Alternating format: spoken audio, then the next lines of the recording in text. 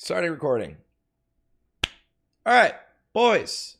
Welcome back to the Classic Life podcast. The deep dives we're doing for Wrath of the Lich King. We're almost done with all of the DPS classes, but today we have one of the most exciting and crazy powerful classes in the entire game right now in Wrath of the Lich King, especially in phase 1, the ENH Shamans. We have some massive big brains, the guys actually pumping at the forefront of ENH Shaman on the beta and just kind of in general.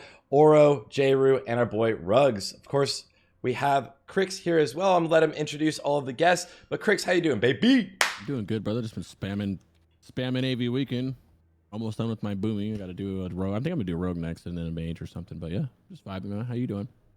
Doing great, man. Doing great. I finished 2 of my 3 Death Knights are fully geared now, so I'm almost ready to start. Wait, I'm almost ready to start my enhance. Yeah. The 4 like extra. The fourth is like the fourth is like for later.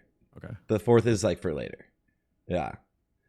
What about you guys? Jroo, I'm gonna have you guys go down in a line. Everyone knows Rugs by now. Everyone knows all of you guys by now, but it's you guys' first time on the podcast. So first, Jroo, dude, can you introduce yourself, what you do, what you like about ENH Shaman, and like where people can find you, all of that. Just throw it all out there.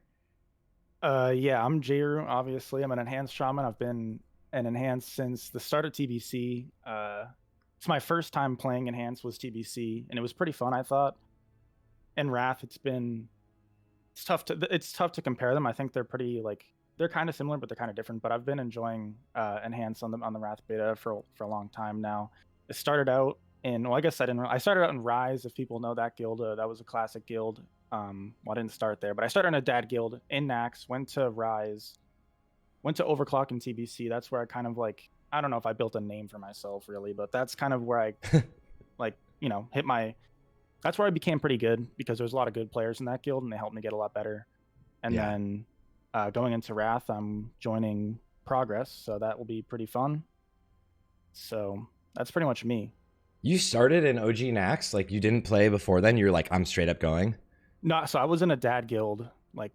I was in a dad guild for all the way until mid to late Nax. Then I joined Rise because, when you need 35 Fury Warriors, it's pretty easy to get a spot. So I got pretty lucky, ended up getting into Overclock, played with Overclock for a while, and then now I'm in Progress. So perfect. And yeah, guys, let me know in the just if anyone's volumes are low, I'll adjust them accordingly. Dude, congrats on joining Progress. I think it's gonna be a ton of fun for you. Ouro, my man. You should move real quick. You should move my camera under yours so you can see more of the game. Oh, you can still see the damage done. Who cares about the overall? Just look at the regular damage. Yeah, boy. And then if anybody has any questions, you can shoot them down here. Whenever it makes sense to ask them, I'll ask them. I'll ask it too. Feel free to send them. I'm staring at chat right now. Alrighty, Ouro, back to you. What's up, brother? Yes, I'm so hyped to have you on. Introduce yourself, yeah. Name's Ouro, name's Matt. I raid with Rain. I'm an MMO enthusiast. Been playing MMOs since I was a little kid. Started during ZG patch. Played a Resto Druid because that's all I could get a raid spot on. Wanted to play with a brother or whatever. But in Classic, I played Warrior in Vanilla. And then in TBC, I moved over to Enhancement Shaman. And now in Wrath, I'm playing a ton of Enhance. So just a big Enhance person. Fell in love with it during TBC, but as Jroo was mentioning, it's a lot different. I think like TBC Enhancement's more like a bard where you're just buffing your party. And in Wrath of the Lich King, you become kind of like the pumper. So it's different, similar, but it's just way more fun if you ask me. Because in TBC, it kind of feels like you're just pressing buttons to increase the DPS of your party, but it goes away from that in Wrath. So I'm excited for it. Now, like, you're pressing buttons because you're doing the most damage. Yeah, exactly. It feels so fresh, dude. I'm so excited. I love that. Rugs, my boy, dude. Welcome back. How you doing? Welcome to the Enhanced podcast. I know people are going to have the questions for you. Yeah, man. I'm happy to be here. Like you guys know, and most everyone knows, I'm just like a peace server Andy and here to just share my experiences with you guys and take everything, with a big grain of salt and just ready to be wrong, but also ready to potentially debate certain angles. But I'm here. I'm excited, man. I absolutely love Enhanced Shaman. It is Maybe not the class that I'm maining, but it is probably the most fun, most reliably most fun class to play in Wrath. And I think that's just an objective opinion that is like agreed upon by so many people, which is just kind of crazy. What are you meaning in Wrath? Feral and DK. Enhance is up there. I'm gonna 100% be playing it, but it's not gonna be a priority for me right off the jump. Mm-hmm. Makes sense. I think after watching Jroo and Ouro play on the beta and like playing with them and see their damage, I instantly was like, I have to try this out, dude. Because everyone also, all of the private server Andes, like the videos were always like, it's so hard. Like this and Feral are so hard to get good at. And I was like, I have to see this, dude. If so, that means it's fun, right? Enhanced Shaman is a fucking blast, guys. You picked right. What a great spec. I ended up watching more Ouro streams on beta than like almost everybody's streams because it was so fun to watch. And then everybody kept talking shit to me because I'm playing Ellie. They're like, yeah, you should play yours do Euro. And I'll go watch him. I'm like, damn, this looks so much fun. It does look more fun than Ellie. And then bro, I learned my lesson. I did 1 or 2 heroics with him, and no matter what character I was on, he would smack my ass around. So I was like, yo, I'm never doing heroics with him again, bro. Bro, it's so hard. I know, bro. You do so many with him, and you just get your ass beat all the time. You never learn your lesson, bro. No, we're close. We're right on each other. Dude, but we're stressing. Shamans, bro. We're stressing. He'll start one shaman, and then he gears it up, and then he locks it out, and he does it again. He just chain runs it. And every day I'd wake up, I'm like, dude, there's no way this is a new shaman. It's a fucking new shaman, bro. This is not even like another class. It's just, how many shamans did you have total? I locked out. I couldn't make any more, so I had just the max. It's so crazy, dog. Pumping too, and no matter what, all the raids we did, it was a lot of fun. We're all in this one right here behind us. Yeah, you were slapping. Yeah, bro. I just have a dented brain or a dented head. I just enjoy it way too much. It's a lot of fun. It looks like a lot of fun. I never played it, but it does look a lot of fun. If everyone says it's a cracked out Ellie, and Ellie's a lot of fun, so I can imagine. Yeah, it's definitely really fast paced. It's dynamic, so it's not a static rotation anymore like it was in TBC.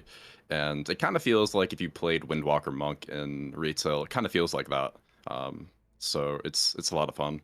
There's a lot of micro involved with it too if you want to. You don't have to, but there's some tech that came out that's a bit different than what was on private servers. So it's a good time for sure. APM is what makes it so fun. You're always pressing. You're gonna have arthritis by 42, dog. I think there's like a pretty high floor. Like as long as you're pressing buttons, I think it is like pretty easy to do well on an enhance. But the more you play it, the more you just realize like there's so much that you can improve upon. And just like I already had a head start on people that are like switching from a different class to enhance and wrath. Even though TBC and wrath enhance are like different, you still kind of get a head start. But just from playing on the beta, like every heroic you do, you like just find more ways to improve. So I think it's been super fun. Fire Ellie is, I don't know if it's like engaging or like horrible, but there's a skill gap to Fire Ellie. So do you snapshot Fire Ellie? Yeah. Man, it's so much fun. I love snapshotting. I probably would like Unholy DK, but snapshotting is a good time. It's so powerful in Wrath. So many classes can snapshot. Yeah, it's so crazy. Unreal how strong snapshotting things is. Yeah, it's more there's more classes that can't snapshot than there are that can. I feel like. Yeah. When you snapshot your Fire Ellie, or even just in general, like if you just like, use your Fire Ellie, like it's gonna do so much damage. It's crazy. I think the highest. I didn't like sweat it as hard as not. I think Ouro did put in more work to try to get a fat snapshot off on the beta. Mm-hmm. I think I got my Fire Ellie up to like 950 DPS, just the Fire Ellie. That does not include Fire Nova or anything. So, oh my god! Damn. Like if Blizzard did let Fire Ellie reset on boss completion, it would be ridiculous. So, it makes sense that like it doesn't reset, but come on, like Rebirth and DI reset really, and Fire Ellie doesn't. So whatever. Didn't they change, or did they not change that? Did they? I thought they didn't change it. I don't think so. Rebirth resetting is so lame. The Shaman bias is unreal, dude. Crazy. They literally actually on the first blue post, like the first post about it was like, here's a couple of the things we're gonna not allow, and everything they named was like Shaman, Ancestral Recall. Like We're not going to allow these things, you know? Just Like, let 'em what have is it, the to be point? honest. It kind of In hard fairness, nerfs though- shamans a lot. Wow. Like just in general, because now everyone continues to have sated when they die, so there's like a lot less need for like having a second lust outside of like your wolves and stuff. Because it's not like someone can die, get rebirthed, and then get another lust out. So shamans like across the board with those changes were kind of nerfed in terms of their desirability, just slightly. This is almost 1400 DPS from your fire LE totem, by the way. Yeah, that was, I think, while my it's up. fattest fire elite was with Dying Curse, Wild Pot Magic, and just basically everything. It was cracked for sure. Oh my But god. the whole thing with if you could, Yeah. parsing guilds will always have like everything, every pull. So I think if they did reset it, it would be broken though for a lot of people because it is so strong. Yeah, for sure. What all does, I mean, we'll obviously get into this later, but realistically, like, I'm so curious right now, what all does this fire LE snapshot on? Spell power. It's purely spell power? So its mana scales within its health scales with your stamina, and basically its auto attacks and everything else is all on your spell power. Wow. You can buff it with Might and Kings too, if you would like, but it's primarily spell. Can it get hit by Bloodlust, or would you Bloodlust before using it? You cannot lust it. It's considered a guardian. Yeah. Your wolves can be lusted, but your fire elite cannot. Mm-hmm. I forgot about the wolf snapshotting too. There's so much. The wolves are dope. That's like the Dude. dopest thing about him. The dopest thing Wolves is are the dynamic. speed. The dopest thing is Wolves the are speed. dynamic, but yeah, the wolves don't snapshot. It's always Yeah. checking your attack power at the moment and updating. That's epic. That's I've been keeping up with like the WoW Sim Discord and the like the enhancement section, and they talked a little bit about Fire Elite potentially snapshotting with your spell hit as well in terms of like your melee attacks. But it looks like the amount of like testing that they have is pretty limited, and so I'm not too sure on that. But I did read that recently, so I figured I'd mention that. But that's something I'm not too sure on, and even if it did, I'm not sure that the amount of like misses you would get would like justify. I mean, like, we'll get to it, but you're gonna be gemming for, well, in my opinion, I think you want spell hit cap for sure. So even if we're talking about overall, like obviously an overall, right, like spell hit after a certain point, like if we're gonna gem to 17%, there's no like that, there's after a certain point there's no benefit on trash. But I personally, even in like a situation where you're going for overall, I'm still gonna gem for spell hit cap.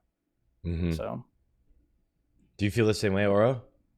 Personally, I have two different sets. For trash, I only get the cap for trash, which is 5% for Janai and 6% for everything else. And I stack crit and spell power. And then for bosses, I agree, you go with 17% hit or whatever you have for the raid buffs. Because I feel like the trash dies so quick that essentially, at least in Nax, that your Fire Nova is going to be your greatest contributing. Yeah, it's a thing that's going to contribute to your DPS the most for sure. So that's typically what I do. I think the thing with the two different sets is like in Nax specifically, I'm just not sure how much benefit you would get from it. And then like a lot of the pieces, like I've noticed, like I was trying to craft like two different sets, and like I could, but it's also like Dying Curse has hit. There might be some pieces that you would want to use on like trash and also bosses, but if you want to get to that hit cap, that spell hit cap, you would need to put hit in that piece. So unless you have two of that piece, like it's something you could eventually work to. But in especially, I don't know, but like I can't speak on Ulduar trash, TOGC trash, ICC trash, but there is no TOGC trash. Don't worry about it.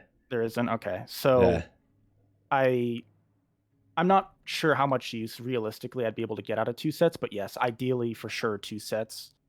If I could only use one set though, like if you said to me you're only allowed to have one set no matter what for some odd reason, I would be gemming for spell hit cap on that set. It's not that bad actually, because a lot of the gear that you want for trash is completely different than what you want for bosses. Because a lot of the gear that is just going to get sharded if you don't use it, it's male spell power crit gear. There's literally no one else who would use it. So I think getting 2 sets is 100% realistic. I was trying to compete with some people on trash damage, like with warlocks and whatnot, and using my 1 set it didn't really work. But the last batch of the last batch of Nax I did, I switched over to swapping in between, and it helps so much. So it's definitely something I'm going to be doing for sure. For overall. Yes, exactly. Yeah. Like if you don't care about overall damage, it is what it is. You don't have to. But like I get really sweaty when it comes to that sort of stuff. So I know, dude. The fun of a raid. That's the funnest That's part the of a most raid. fun. Yeah. I feel like That's you're like- missing out on a lot of enhance if you don't do that, because they're so. That's where the enhance overall shines. hound- yeah, bro. The overall Yeah. hounds. Yeah. It is interesting with overall, like, do you ever see issues with like just so much like dragging things because you drop your totem? I feel yeah, so like I feel like Enhance always gets this rap that mobility hurts them severely, but in truth, like dragging mobs like isn't the worst thing for Enhance. As long as you're maintaining like melee uptime, then you're not gonna lose like good PPM on your Maelstrom weapon, which is gonna get out more chain lightning on trash. You are gonna be refreshing the totems anyway, just because Magma Totem doesn't last all that long. I want to say it's 20 seconds, so you're going to be refreshing and you're going to be hitting Fire Nova. It hurts, obviously, like mobility hurts you a little bit, of course, but I think people kind of blow it out of proportion a lot of times. It's just what I want to say. Yeah. Agreed. Yeah, I'm in a full agreement there. The top overall will be most likely, obviously there's player skill, but it's going to be the fastest run is going to have the top overall. There's not going to be a weird situation in which like you wouldn't drag for an enhanced to have higher overall, if that makes sense. So yeah. And I think a lot of guilds do like big pulls into a spot because you want to just blow it all up because you can pull so big in Nax. You're going to be able to pull so massive. I think the only issue with the dragging is if you're having issues with mana. Sometimes if you're constantly redropping magma, it's hard on mana, especially like after that jump here where you go into the if you don't get levitated, it's kind of rough. But besides that, yeah, I don't really think redropping totems is that big of a deal. It's a half a global, so I've already felt like with like the template gear, mana and Nax can be a problem sometimes, but the more AP you get, obviously, right, and the better you get at using Shaman Rage, the more accustomed you are to using Shaman Rage and Nax, your mana situation is only going to get easier. And obviously, like after progression, like there may be situations like where you don't have to use it defensively, where maybe progression you do. So I think mana may be an issue early on, but at some point it won't be, right? Because like I guess we didn't talk about this, but Shaman Rage and TBC was a 2-minute cooldown instead of a 1 minute, and it worked off of 30% of your AP. Now in Wrath, it's a 1 minute cooldown and it gets mana based off 15% of your AP. So it's like it's a buff. It's just like obviously each Shaman Rage is going to generate less, but the more AP you get, I think for sure mana will be less of an issue. Well, we can hit that now. Actually, all of the Shaman class changes from TBC to Wrath of the Lich King. There's quite a few. It's like kind of feels like a whole different class. Can you guys touch on all of the class changes? Shamanistic Rage is like the one that when I first started playing Enhance on the beta, I wasn't using enough. And if you're not using that, your mana is completely screwed. So in terms of Shaman class changes, the first thing that comes to mind is the quality of life, 1 button press to drop all 4 of your totems. And that is really, really nice. On top of that, you're not twisting any totems anymore. You're not twisting air, you're not twisting fire. So that's huge quality of life, because it kind of felt like every 10 seconds you're pressing 4 or 5 buttons just for totems.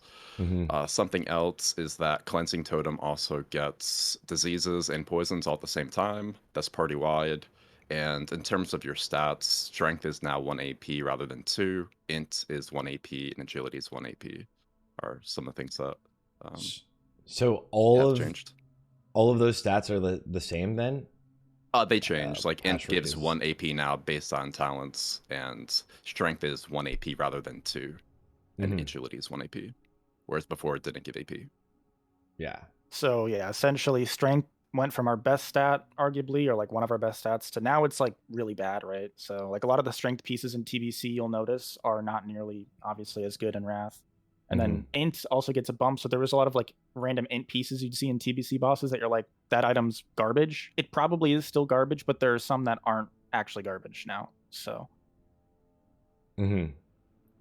Are things like the Maelstrom procs all the same things you would deal with? I know a huge change is obviously your fire totems.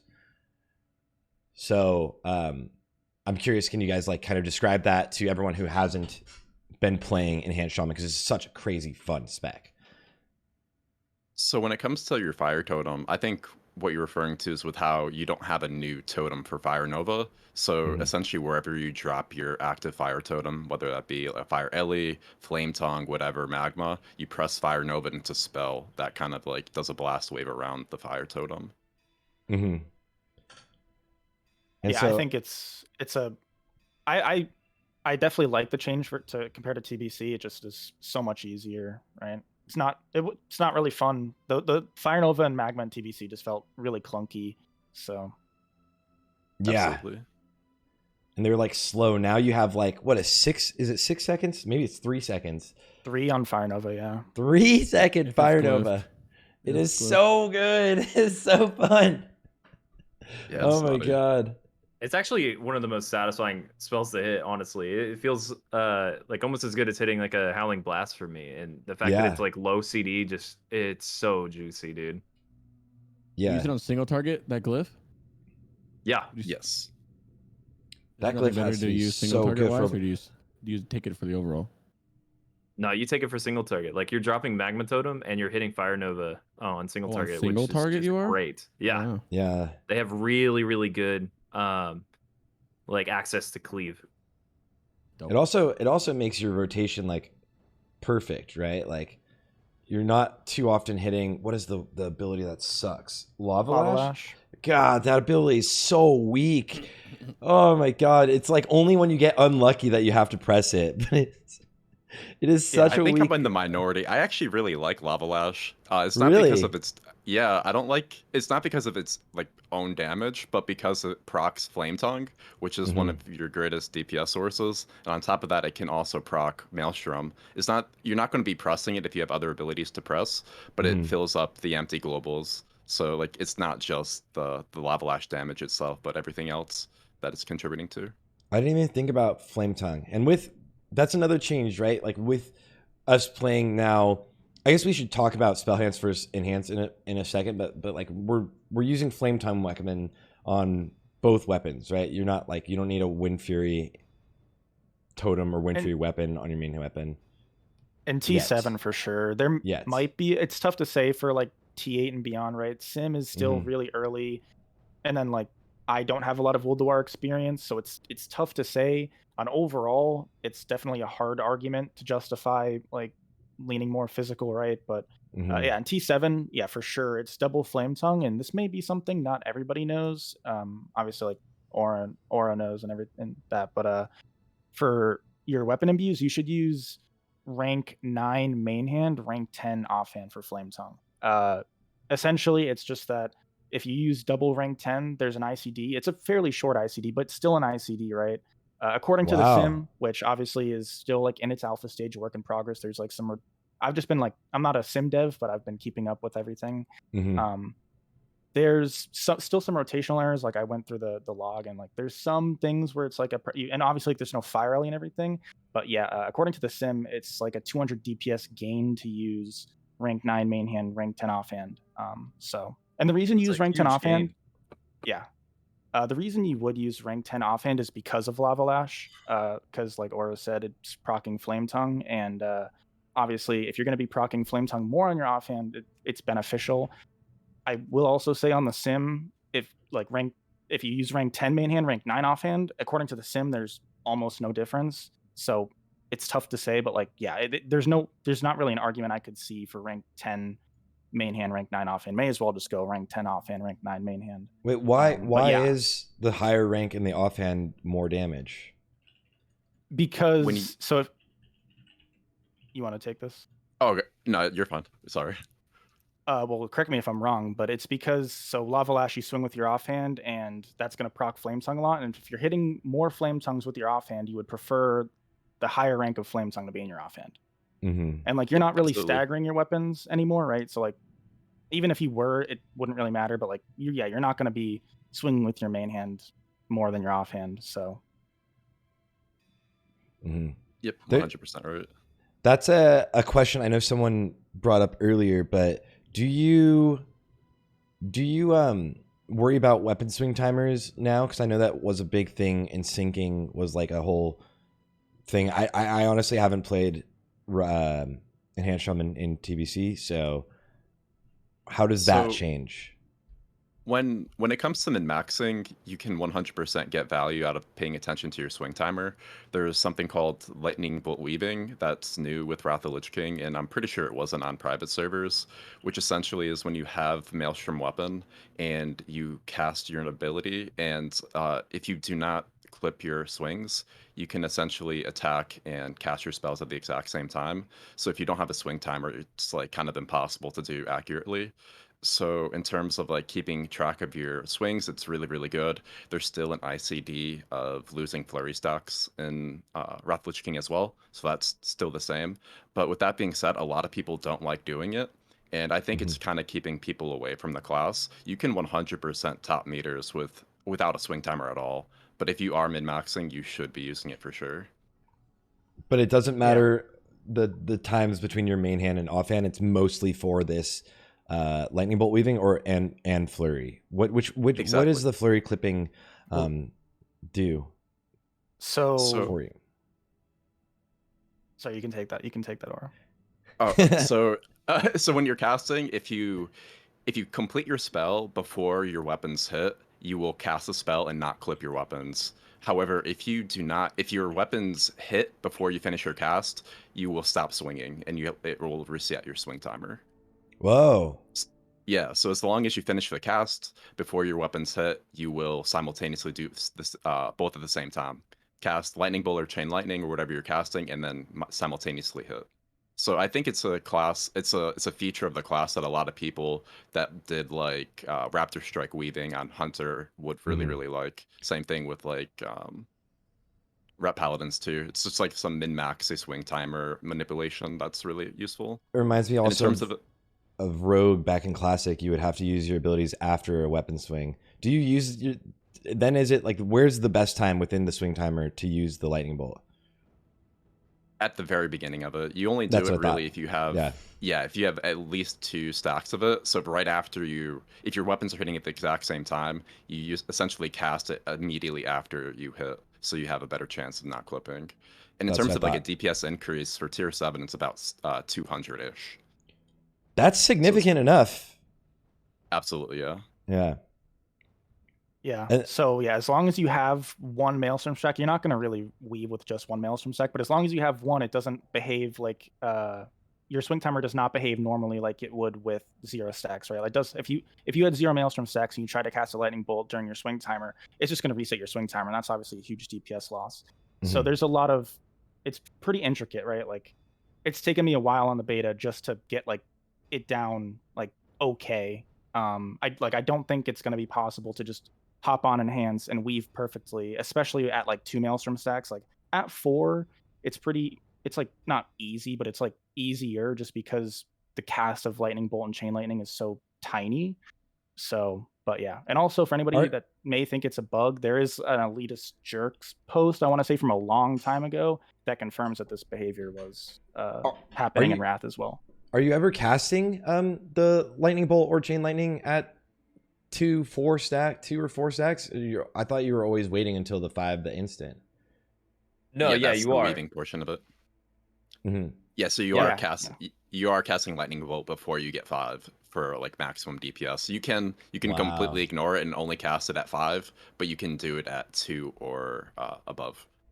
There's a lot of times where you like will just get a bunch of Maelstrom stacks at once, so it's like just because you are using Chain Lightning or Lightning Bolt F5 stacks doesn't mean you're playing wrong, but there are definitely times where you'll notice like, all right, I've got Storm Strike Shock and like Fire Nova on cooldown. I've got 3 Maelstrom stacks and my swing's about to expire. I'm going to make sure that I'm ready to cast Lightning Bolt the second that swing finishes, so then I can cast Lightning Bolt during that swing timer. and then That's also so melee. sick. I love this, dude. I had no idea about this at all whatsoever. That is so dope. It's really cool. I know that there's this interaction that exists, and I want to ask you guys about it because I actually haven't looked into like how valuable it actually is. But as long as you have at least one Maelstrom weapon stack, like we talked about, I know that you can use that cast instead to cast like a lava burst, which isn't going to expend your Maelstrom weapon stacks, which is nice, and it also does get the effect of the cast going out. Do you guys happen to know the, value of that? If it's possible, maybe to squeeze that in between melee swings. Have y'all looked into that at all? Lava burst does not. So it does get affected in terms of like it won't reset your swing timer, but it does not get the benefit from Maelstrom weapon, if that makes sense. So it's always going to be Right. what is it, a 2-second cast, right? According to the sim, there, and again, obviously, I'll throw out the disclaimer again. The sim's in its alpha. There's still some issues, right? But just for like, it's rough. It's a rough estimate. The sim has lava burst weaving as a very, very minor increase compared to lightning bolt weaving. Of course. So the windows for it would be really, really slim, of course, considering how slow of a cast it is and how it's not getting any reduced cast speed from Maelstrom weapon. It's just the fact that it's not resetting your swing timer because a Maelstrom weapon exists in your character is the cool part. I just wanted to throw it out there. Damn. That is. There are some Does that people mean that like all playing casts don't reset swing timer while you have at least one proc of Maelstrom weapon? Or is it just those offensive ones? it's anything listed under Maelstrom, as well as lava burst, like lava burst. Yeah, like we just talked about that. But yeah.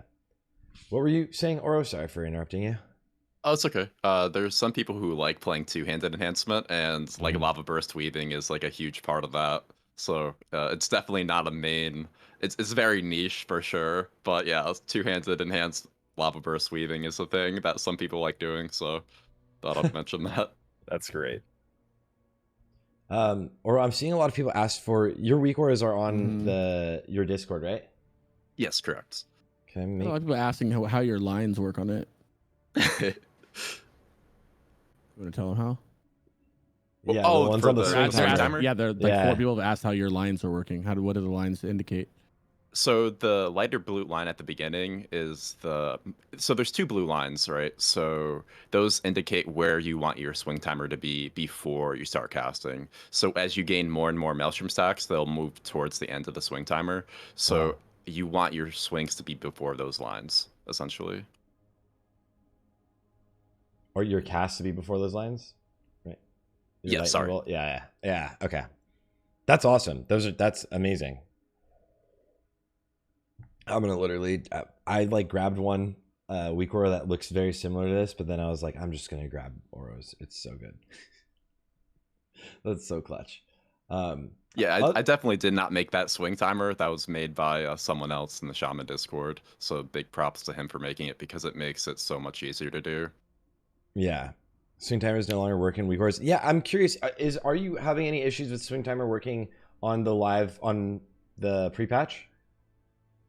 I have not. I'm using the ZA swing time fixer. That might be the problem, but people definitely have said that they've been having issues with it, but I haven't had any. The same guy that uploaded that specific swing timer, I don't know how to pronounce his name. It was like Raoul something. He also uploaded a fix for it. I believe every single swing timer. He just like made a weak aura that should fix every swing timer. Just like adds whatever API. I don't know exactly how it works, but do you I'll have link that in the chat? Yes. Yeah, I oh do, my yeah. god, it's phenomenal. I will throw that in the chat. What are some of the other class changes moving into Wrath of the Lich King? Is there anything else specific? I know, obviously you get new CDs with like wolves and such. So either all 3 of you, anyone, start with you, Jroo, hit me with the next class change that you can think of. You're on the spot. The next class change, I mean, this isn't, okay, well, can I talk about wolves, or is that does that not count? Okay. Whatever. Yeah, I mean, so wolves are completely new cooldown, obviously, for Enhance. It's the bottom, it's the last point in Enhance. You're pretty much going to take it no matter what.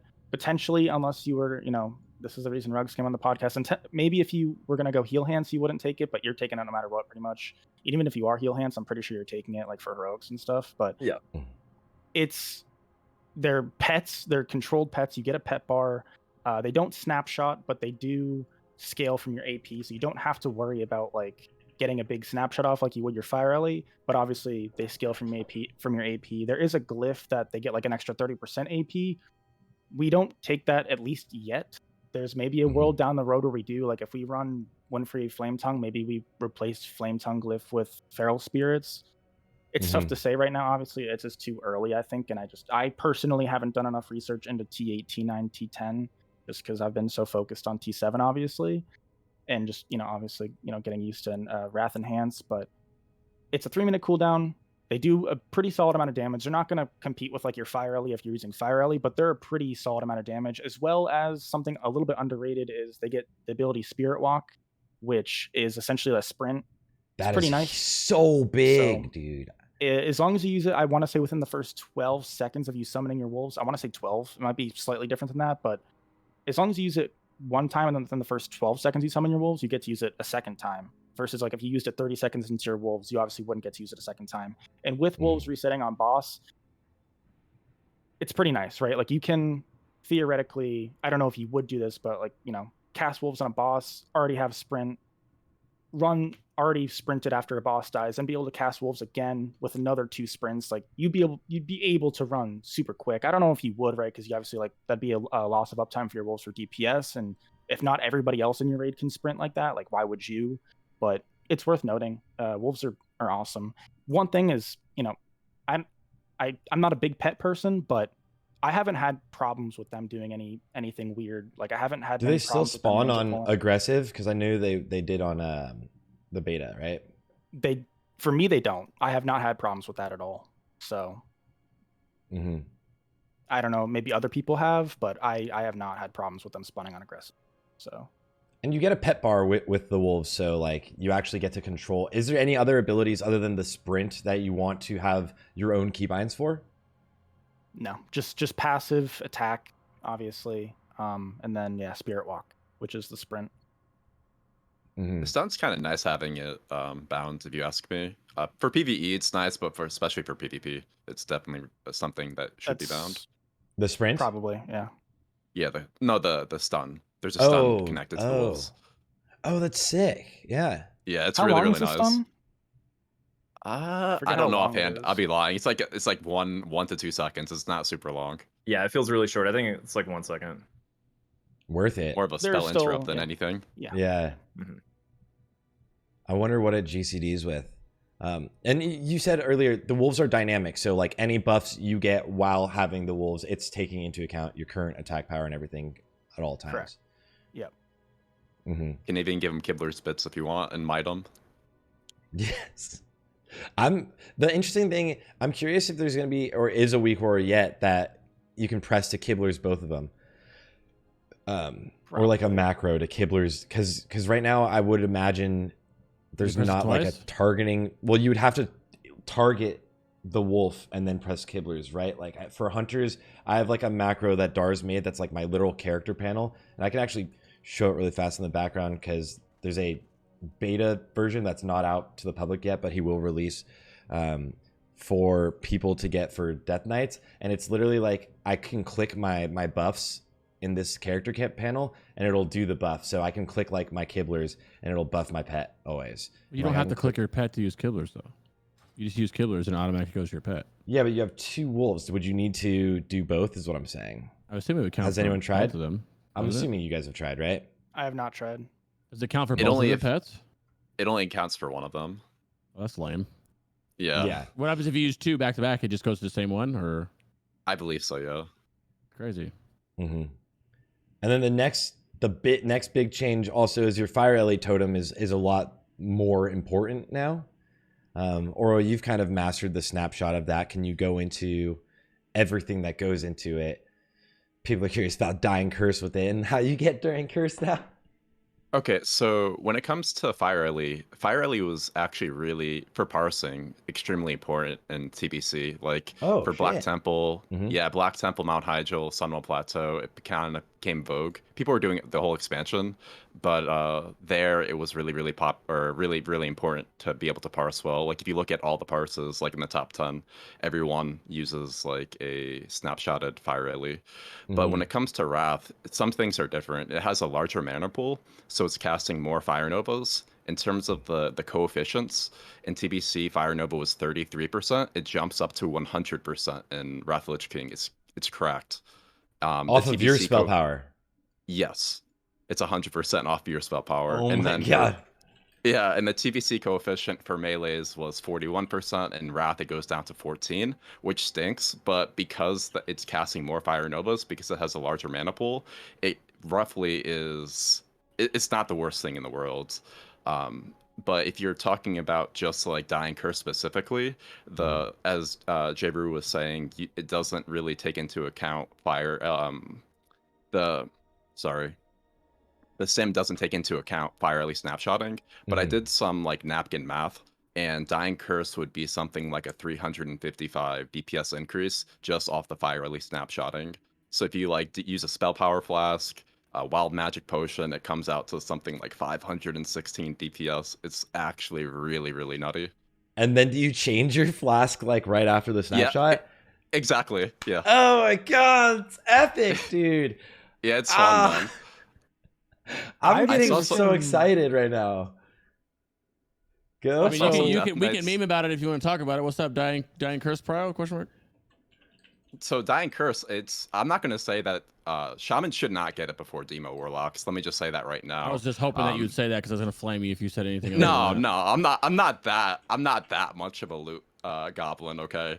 But it's really good for us. We benefit from hit a lot, not just for getting to spell hit cap, but it's really good for melee above hit cap because of Flame Tongue. And on top of that, like just with Fire Ellie snapshotting, it's cracked. It's good. One thing that also should be mentioned is that Dying Curse is not like DST, where you have one shot a week at getting it. It drops off multiple bosses and Like Nax. 3, right? Yeah, 3 or so 4, yeah. if unless you're really unlucky, you're not gonna. You should see it. More than one person in your guild is gonna get it for sure. So Shaman should be on that list just based off of Fire Ellie snapshotting, I would say. Mm-hmm. You're not delusional Yeah. if a lock gets it over a mage. A demo gets it first, and then you can fight over it. Peasants. Yeah, so I agree. I agree with that 100%. I would probably have enhance. It's tough to say. I mean, first off, I don't even know if we should talk about it that much because, like you said, it's gonna drop like candy. But I don't know specifically how good it is for people other than Demo. Obviously, for Demo, it'd be dumb not to give it to them first. But I would probably have enhance lower on the prio just because if you're not using Fire Elite, it's not like it's bad. It's still like about tied with BiS, at least according to the sim. So I definitely would use it as my BiS because of Fire Elite Snapshot. But it's also tough to say, like, What would be the alternative? the alternatives would Embrace? probably be Mirror of Truth and Meteor at Whetstone if you didn't use Dying Curse, which are both Must be from nice Dungeon. not needing greatness. Yeah, greatness. Yeah, for sure. That's like obviously going from 2 AP per strength to 1 like sucks, but Mm-hmm. that's like the silver lining for me is like, thank God greatness is not BiS, because if it was, and thank God it's not pre-BiS, because if it was pre-BiS and not phase 1 BiS, That'd be the worst. That's the That worst would be the possible worst. situation for like Mhm. only the really hardcore guilds. Like for you just, over at Progress, you're like, damn it, dude. There goes 50K. yeah. Yeah. Is there any other class changes you want to talk about before I ask you guys about the juicy question, Spellhance versus normal enhance and what it is? Are there any other class changes that anyone wants to mention? Did we talk about Fire Nova at all yet? Briefly. But not like the change, because in TBC, Fire Nova is a totem. It's a Fire Nova totem, and Mhm. changes from that to being a spell that you cast that originates off of your fire totem, whatever that is, whether that be Magma, Fire Ellie, Flame Tongue, you name it. It's all originated off that totem placement, which spawns at your front left of your character Every time. every single time. And because it's like low CD, and really, really high priority and does so much damage. It's just a really, really nice quality of life change for the rotation and for just the gameplay of Enhance. It's a awesome change. And then it also has like a funny moment where if you do have like a huge fire rally snapshot, obviously you're going to want your fire rally to slap, but if the boss gets moved away from your fire rally totem, your fire novas won't be hitting it. So you might be in a situation where you're asking your tanks like, hey, can you drag the boss like 10 yards back where you were? Like, can you go near my totem, please? Because you're like outranging my fire nova, and that is a big loss. I would Um, 100% do that. it's Ask a the big deal. I tanks. mean, that's like Yeah. what, your every fourth global is fire nova or something like that. Like you're hitting Every it tank so needs to know much. that. Do you leave the Fire Ellie totem out, or do you, because it's so strong, or do you have to like put a new, like a magma totem down? So if it's I single think- target, it depends on how juiced your fire rally is, right? Like if you have a dying curse and like it's just like super cracked, there's no shot that I'd like resummon it for single target. Like it does so much damage. Its melees were hitting for like 3,000 on average, so it's hitting as hard as a fire nova essentially, right? So single target, if there's a ton of movement, you just keep it out. But if it's cleave, yeah, you probably should replace it if you ask me, because of just how it's hitting more than one target. Yeah, I would agree with that. It's also like kind of depends on how much said mob or boss is being dragged. Like for Hygen, I don't know that you would fire Ellie on Hygen. Like if you're trying to parse, I guess you would. It's tough to say. I would not. I don't enjoy recasting magma every 5 seconds or whatever it is. So I probably would just leave the fire Ellie down, and I think that's probably more DPS. It's like if you assuming you have a pretty decent snapshot. So Oh, that is a very specific fight that like absolutely every time would be annoying, dude. It's yeah, like that's my, probably like, the least most favorite annoying boss. fight. Yeah, that's fair. But I guess like other super small changes, obviously, Earthshock is no longer an interrupt. It now applies a very small attack speed, or is it date? It's attack speed reduction, right? I want to say like 10%. So Yeah, it's it like doesn't matter in a raids really, because there's Yeah, it's Thunderclap? essentially it's essentially now just damage, and you get wind shear, which is just your new interrupt, not on the global, every 6 seconds.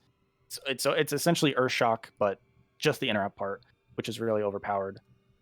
Also, you do not have poison cleansing and disease cleansing anymore. You just have cleansing totem. It does not instantly cleanse anymore, right? Like you can no longer just like spam your cleansing totem like it used to be able to in TBC.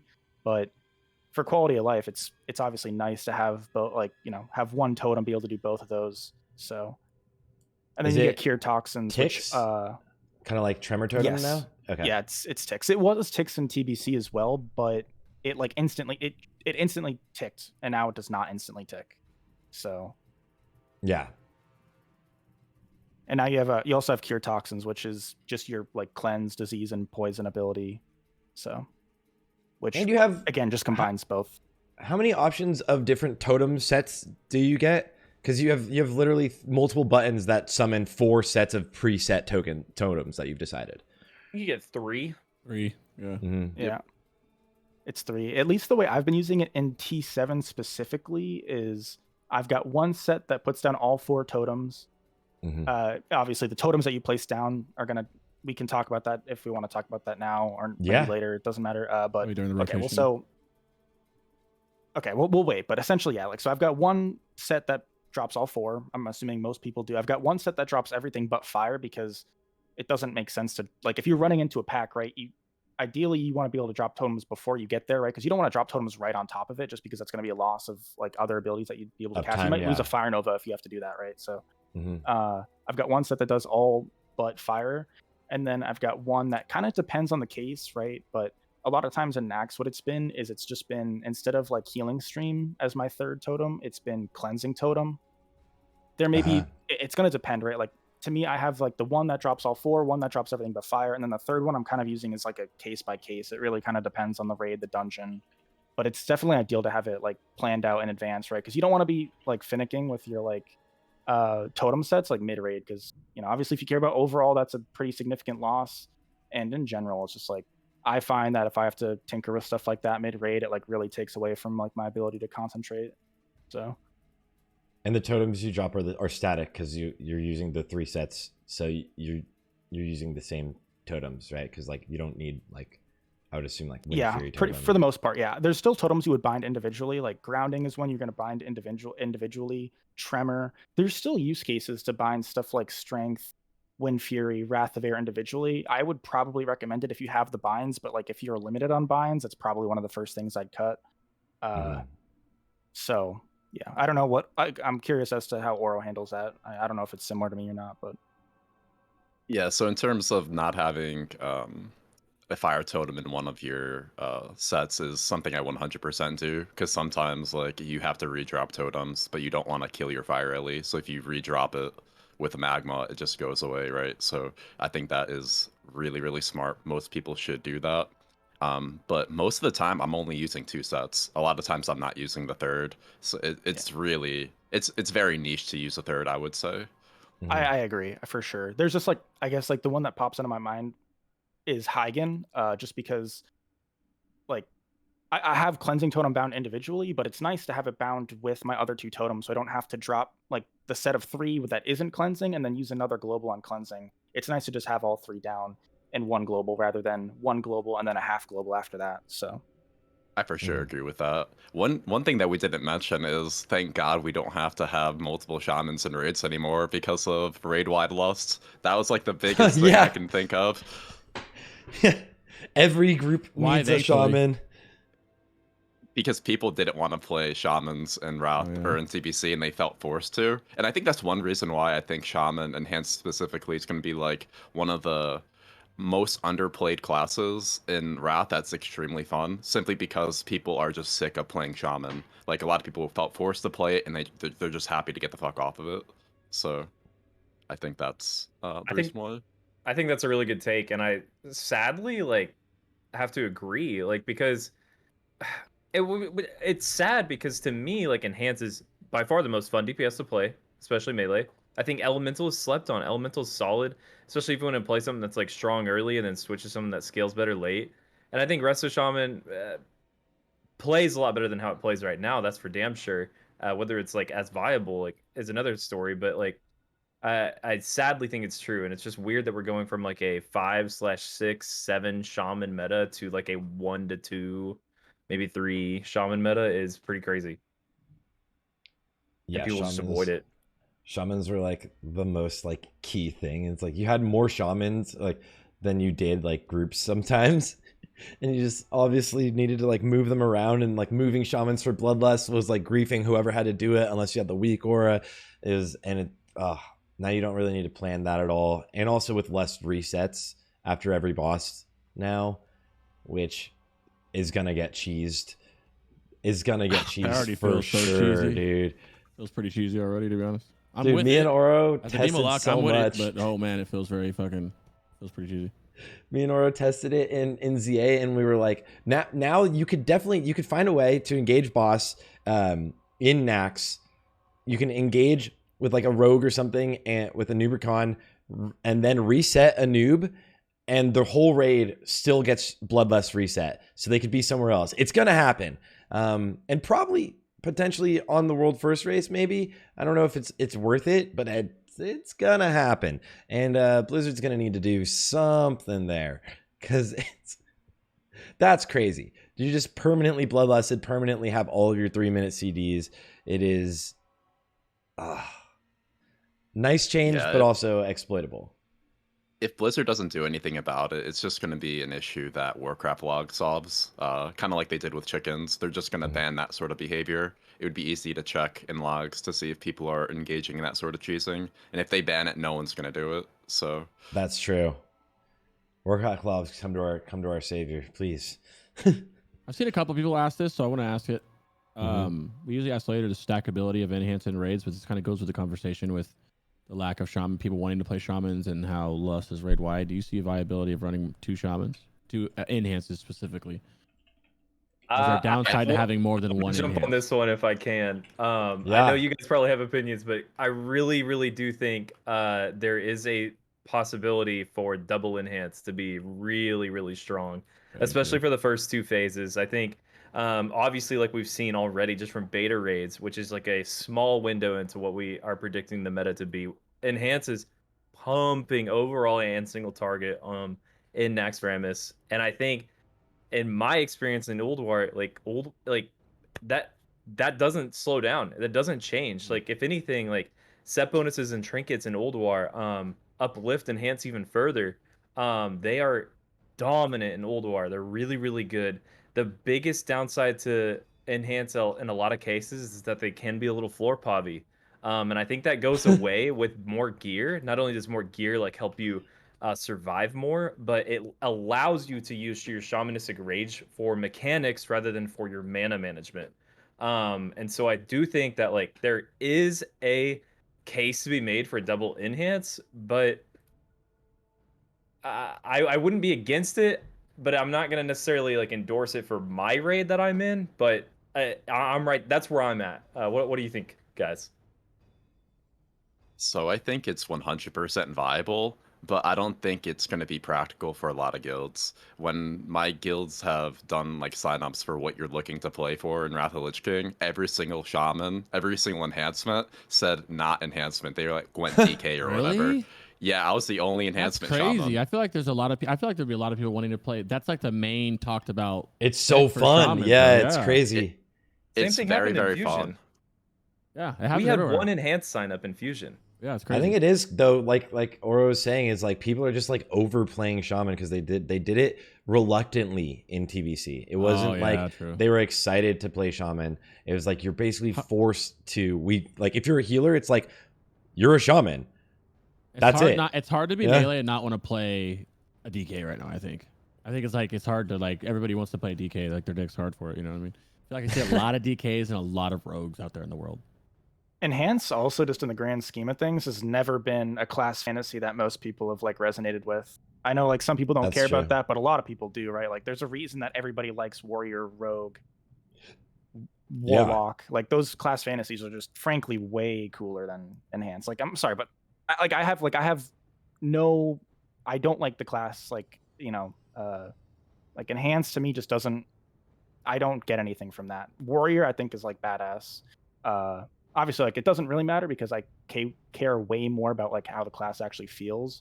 But there's never been a time in WoW where, where people are like dying to play Enhance because it's so cool. It's like that's so crazy too, but that's so on point because like I've never thought of it that way. I've never before seeing how crazy they can be in Wrath and like playing it now on the beta a ton. Before that, I never once in my history of playing World of Warcraft thought about playing an enhanced shaman. I just was like, I don't care about that, you know? It is that one, it really doesn't have this crazy alluring class fantasy. Like a hunter is just like this like majestic, like as a little kid, you always wanted like this pet like hound that would just like fight for you, or like a giant hawk or something. I don't know, you know? And like Druid is cool. Like Enhance is like, what? I feel like from an outsider's perspective, it's got some good class fantasy. Or the totems, the melee, Zug, the wolves. I don't know shit about them, but the totems, the Worth Ellie, the Fire Ellie. They've got Thrall. Like we've got Thrall, and that's about it. I mean, no, it's cool, right? But I'm just speaking, not even speaking for myself. Like, I mean, like I don't love enhanced class fantasy, but I don't like hate it either. I'm speaking for everybody else. Like, they got Thrall, and a lot of people don't like Thrall anymore, right? Because of like the way they. This is irrelevant, but the way they kind of like destroyed his character and at least so lame opinions, yeah. The way that Game of Thrones season 8'd him, yeah. That's a fucking good analogy. but it's so fun. It is. So going back to Jroo, what about your opinion on stackability, especially from the perspective of speed runs? What do you think? Is it possible to bring multiple enhances? And even I think even it is more? Possible. To me, the way it feels right now is they're gonna be their best in T7. I think the ceiling on enhances you would bring is probably 2 in a speed run, maybe 1. I don't in T7. I'm not sure. Like I really agree with like the floor POV thing. Like I'm not saying that that's what you were saying. Later tiers for sure, right? Like I've heard that enhances if like T8 is like T5 and TBC for sure. Which that's kind of what I've heard. In Nax, I have no worries about it. Like I could almost get smacked by a boss that isn't patchwork and potentially live. Probably not, but like, you get what I mean. The Yeah. stackability though, I'm not sure if it's there. I think there are probably other classes that are just more stackable. Not that Enhance isn't stackable, but I think one thing that really hurts the stackability of Enhance, and Rugs mentioned this earlier, or maybe Aura, I forget who mentioned it, but the fact that Sated does no longer reset when you die and get rezzed, that like kills and enhances stackability. Because if that was the case, right, like you want multiple enhances, because obviously run. no run, unless you're looking for like an undying run, like that's going to be really important to have. But Yeah. obviously with the changes, that's kind of irrelevant now. So I'm not sure you would run more than a couple, but it's tough to say. I mean, if you could get like a bunch of gamer enhances that are able to pull off really big snapshots all the time, but again, I'm like in a speed run, how many fire rallies do you get? 3, 4, It's like gonna something go around fast. there, right? Yeah. And then like even in that case, right, like you're not going to get a full 2 minutes of effectiveness, most likely, depending on the boss you use it on. So it's tough to say. I think demo locks are looking really good in T7. Yeah. DKs, I'm sure are looking great as well. So I think there are other classes you could potentially stack. I don't think there's a world. I mean, like the buffs are just too good and they're raid wide. There's no reason to not run a bounce comp. Like you're gonna take 95% of the buffs, if not 100% of them, right? Like if you go on like Wrath raid comp and try to like craft a huge stack, it's kind of hard. But yeah, so maybe that's a bit of a cop out answer, but I think you could run a couple. I'm not sure you're not gonna. I don't think you're gonna be stacking them in T7 though. Yeah. Do you think, well, in that case, there's another person question or asking, if you only bring one shaman, or do you think you're bringing multiple shamans? And if you're only bringing one shaman, would it be the enhance? Oh yeah, if you're bringing one shaman in T7, for sure it's enhanced. T8, in a hardcore guild, it would probably be enhanced. And the one thing about running double enhance in like a less hardcore guild is like that guy can flex resto for like progression and stuff. So like you go from whatever, like 5 to 6 healers, 4 to 5 healers for progression, whatever. In a hardcore guild though, it seems like you're gonna run an enhance unless there's a specific place where that enhance needs to flex resto. But I think in most raids, if not every raid, the shaman is going to be enhanced majority of the time. Maybe flex resto on a couple bosses here and there. It's tough to say. If there's like some fight where that's needed, then that's what you probably do. But yeah.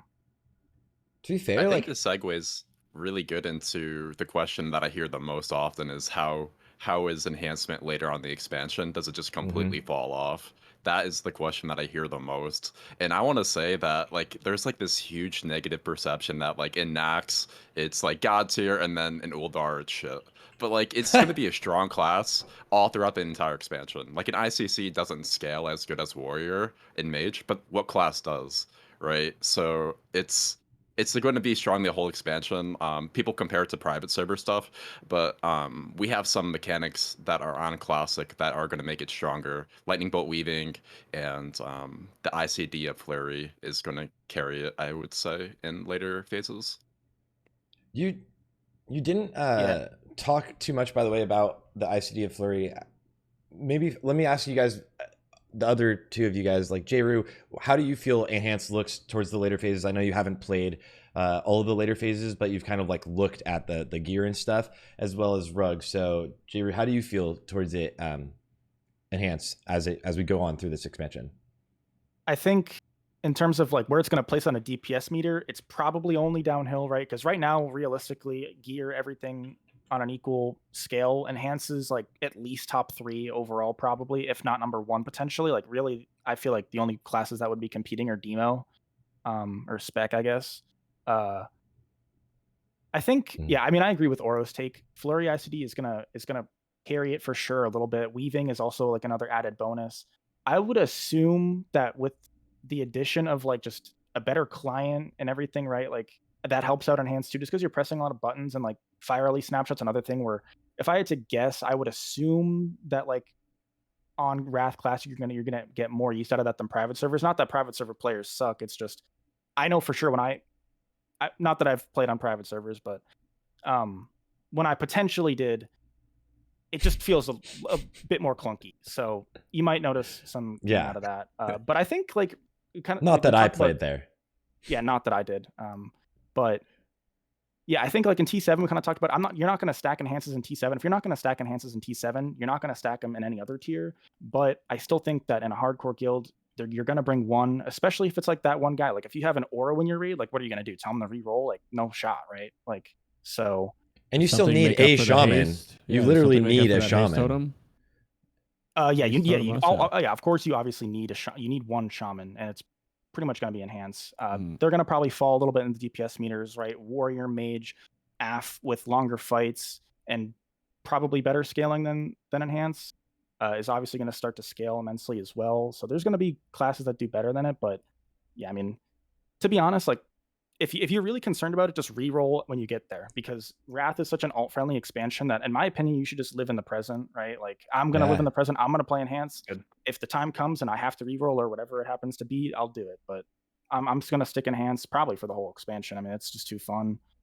At least that's how it feels now. So That's a great motto, great advice. I think what's weird about this conversation about the evolution and the viability of Enhance, stacking it, whatever the case may be, the conversation that where it leads to later in the game, weirdly enough, revolves around your 5th healer spot. Is it a Resto Shaman or is it a Holy Priest? And like the fact that Enhance is roped into that conversation is funny to me, because it's really all about like, how many shamans do you want to run? You have to run at least one. Are you running a Holy Priest? If so, yes, then your only other shaman in your raid should be just one Enhance. If you are running a Resto Shaman in your healer group, do you want to bring a second shaman? That's the question that's then posed. And I'm always saying, yes, bring a second shaman. I'm a big fan of having, added coverage for spell haste totem, so that like the range on it and radius on it is like wider. Also having like a nature resist totem available without sacrificing a hunter aspect, or without sacrificing spell haste totem uptime or anything like that. I think that's valuable, but late into the expansion, it gets to be just interesting, like what you do with that token shaman roll, or even like your token enhance and how they roll. But yeah, really, Jroo, I love what you said. I think living in the present is chef's kiss. Well, I think one good thing you brought up just quickly is the Wrath of Air uptime. In Nax, it's not a big problem at all, but there's going to be fights in Ulduar. Like I haven't really done Ulduar, but from watching videos and everything, there's going to be times where you're hard pressed to get that Wrath of Air totem within 30 yards of your casters. And if you have a 20% uptime on Wrath of Air on your casters, like first your casters are going to be pissed. Second off, then that's probably when you at least have to debate bringing a Resto Shaman or get your Enhance to just, I guess, like play better. But like realistically, weave out to drop a totem further away. I mean, so they're 5 minutes. Like there's probably scenarios where like you can manage it, and it's tough to say without like talking about a specific boss fight. But overall, yeah, I think like if Wrath of Air totem uptime is not great, then we'll have to get there, and we'll have to discuss what the solution is to that. Do they just live without it? Do they bring in the Resto Shaman and keep the Enhance? So both. So like you have much better coverage. Is that worth it for just 5% spell haste to bring 2 shamans if Enhance isn't as great as other classes, but it still seems pretty good? So it's tough to say. I think we just kind of have to wait and see what it looks like when we get there. That brings up the perfect point of like the utility that you bring from as a shaman in general, and also as an enhanced shaman. So like, how important are the buffs that an enhanced shaman brings in general? Obviously, you need a shaman, right? So utility in general too, not just buffs. Yeah. Like, go over shaman, you're a utility they bring. So we definitely have the best strength of earth in the game, or the best strength agility. Also, but if it's only specifically enhancement buffs, that's really the only thing, right? Because everything else is not unique. Okay, then shaman in general, hit me. Oh, so shaman in general? Yeah, what utility does shaman bring to the raid?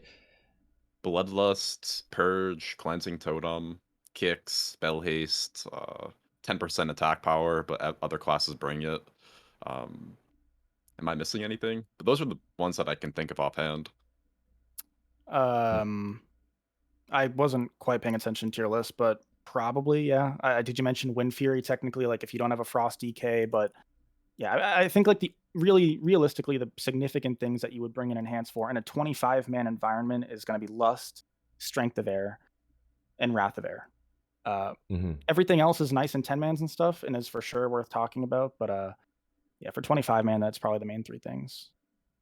How much more powerful is the strength of Earth Totem than a Death Knight Horn of Winter? 15%. 15%. Yeah. Yeah.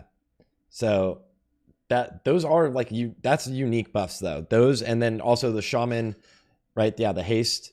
Well, the strength of Earth Totem is not technically unique to Enhance. A Resto Shaman could bring that same buff. Yep, absolutely. It's really high up in the enhanced tree. It's like the first 3 points. It comes Oh, out okay. to an extra 23.25 strength and agility each, if I believe. Anyways, that's like before kings and everything. Kings but if and- you just yeah. take the extra 15% from the totem, yeah, 23.25. Of each. Yeah, that's pretty nice. Yo, what is Crix laughing at, dude? I'm just what talking is chat this while you chat guys up are to, dude? fucking- What is this Chat Don't- is hey, all chat progress. being right now, dude? It's Don't all worry about chat progress. right now. Right now, We're dude. vibing, bro. We're just some casters vibing. You guys keep talking, okay? Yeah. It's just it's all of the progress casters. Don't worry, he always does this every podcast. I fucking love you guys. Yeah. You guys make my day. Yeah. Okay, so I've touched on this a couple times, and I really want you guys to break down what it means, but because I know the spec doesn't necessarily change, but Spellhance Shaman, what is it? Why is it viable? Why is it important? Why could it potentially still be viable later on, even though single target might win over if you were going normal enhance? Can you actually just before that talk about the difference from Spellhance and Enhance? Because if I go in anywhere else, people you got a camp. You have 2 camps of people: people who like the word Spellhance, and then you have the other people who fucking hate it. Yeah. And they fucking can't stand it, and it's called Enhance. Can you you know what I mean? I'll give my opinion really quick in like 2 sentences, and then I want to hear what Ouro has to say because I'd be interested. I personally think Spellhance is just like the kebabs of Arms Warrior if kebab played the same as Two-Handed Arms. So to me, it's essentially just semantics. Like it's like to me, like if like I'll go in the Shaman Discord, people ask like, "What's the difference?" Like if you ask that in the Shaman Discord, you will literally get barked at. Like they will literally bite you through the monitor if you ask. That's why that, I right? asked, because every time you go in there, they're flick out about it. There's literally, at least as of right now, no difference rotationally. It's just gearing, right? It's just gearing. It's the kebab. To me, it's kebabs of Arm Warrior if kebab and Two-Handed play the exact same. What are you gearing to make it different? The difference would be what's making double it good Flame Tongue spell instead of hands? Wind Fury, and then Spell Power Gear would be the difference. Okay. Like Dying Curse would be like a Spellhance thing, right? Like conventionally, and then like your How does Meteorite and Mirror of Truth would be like regular enhance, I guess, if you want to call it that. But before gearing or anything else, with the playstyle being technically the same though, fundamentally, just even thinking about it being different because a lot of your damage comes from different things. Can you touch on that, Ouro? Can you repeat the question? So the playstyle is the exact same as normal enhance, at least, especially in phase 1, but in general. But a lot of your damage comes from different places if you are running more spell damage than all physical. But correct me if I'm wrong there, but so like a lot more from your AoE damage and such. And I think that's something that confuses a lot of people on just the semantics of the name Spellhance. Yeah, so when it comes to Spellhance, let me just start by saying, like, the reason why it's defined that way is because normally what people ran on original Wrath of the Lich King was always Wind Fury main hand, Flame Tongue offhand with the current talents. The talents weren't the same at the very beginning, but that's what was quote-unquote normal. However, on private servers, it was found out after running it over and over and over again that at certain points in the game, running Flame Tongue on the main hand with 1 or more or 0 or more on top of that spell power pieces made sense. However, now because it's such a dominant spec, what is quote-unquote normal is Spellhance in tier 7. So I think that's the reason why there's a bunch of people saying it's the same thing, but like historically speaking, it's not. Like if you went back in time, it was 100% different. People were not running Flame Tongue main hands in original Wrath of the Lich King. So that's, I would say, the source of some frustration. People think it's the same thing. Right now it might be, but that's only because Spellhance is so dominant. Do you have? Oh, go ahead. Philosophically, I'm kind of in the camp that it is the same thing. I don't think like there's enough change between the two to warrant like a name change. Like it's the same talents, same rotation. 9 times out of 10 it's gonna be the same glyphs. It's the same gymming. It's the same enchants. It's just changing from Wind Fury main hand to Flame Tongue main hand and a couple off pieces. We're talking like neck ring, belt bracers, things like that. Maybe a trinket here or there, depending That's on the 5 server. pieces you just named. That's more than a couple. I mean, That's that's like just some random gear. Like that's just saying like, oh, this item is a gear upgrade for me.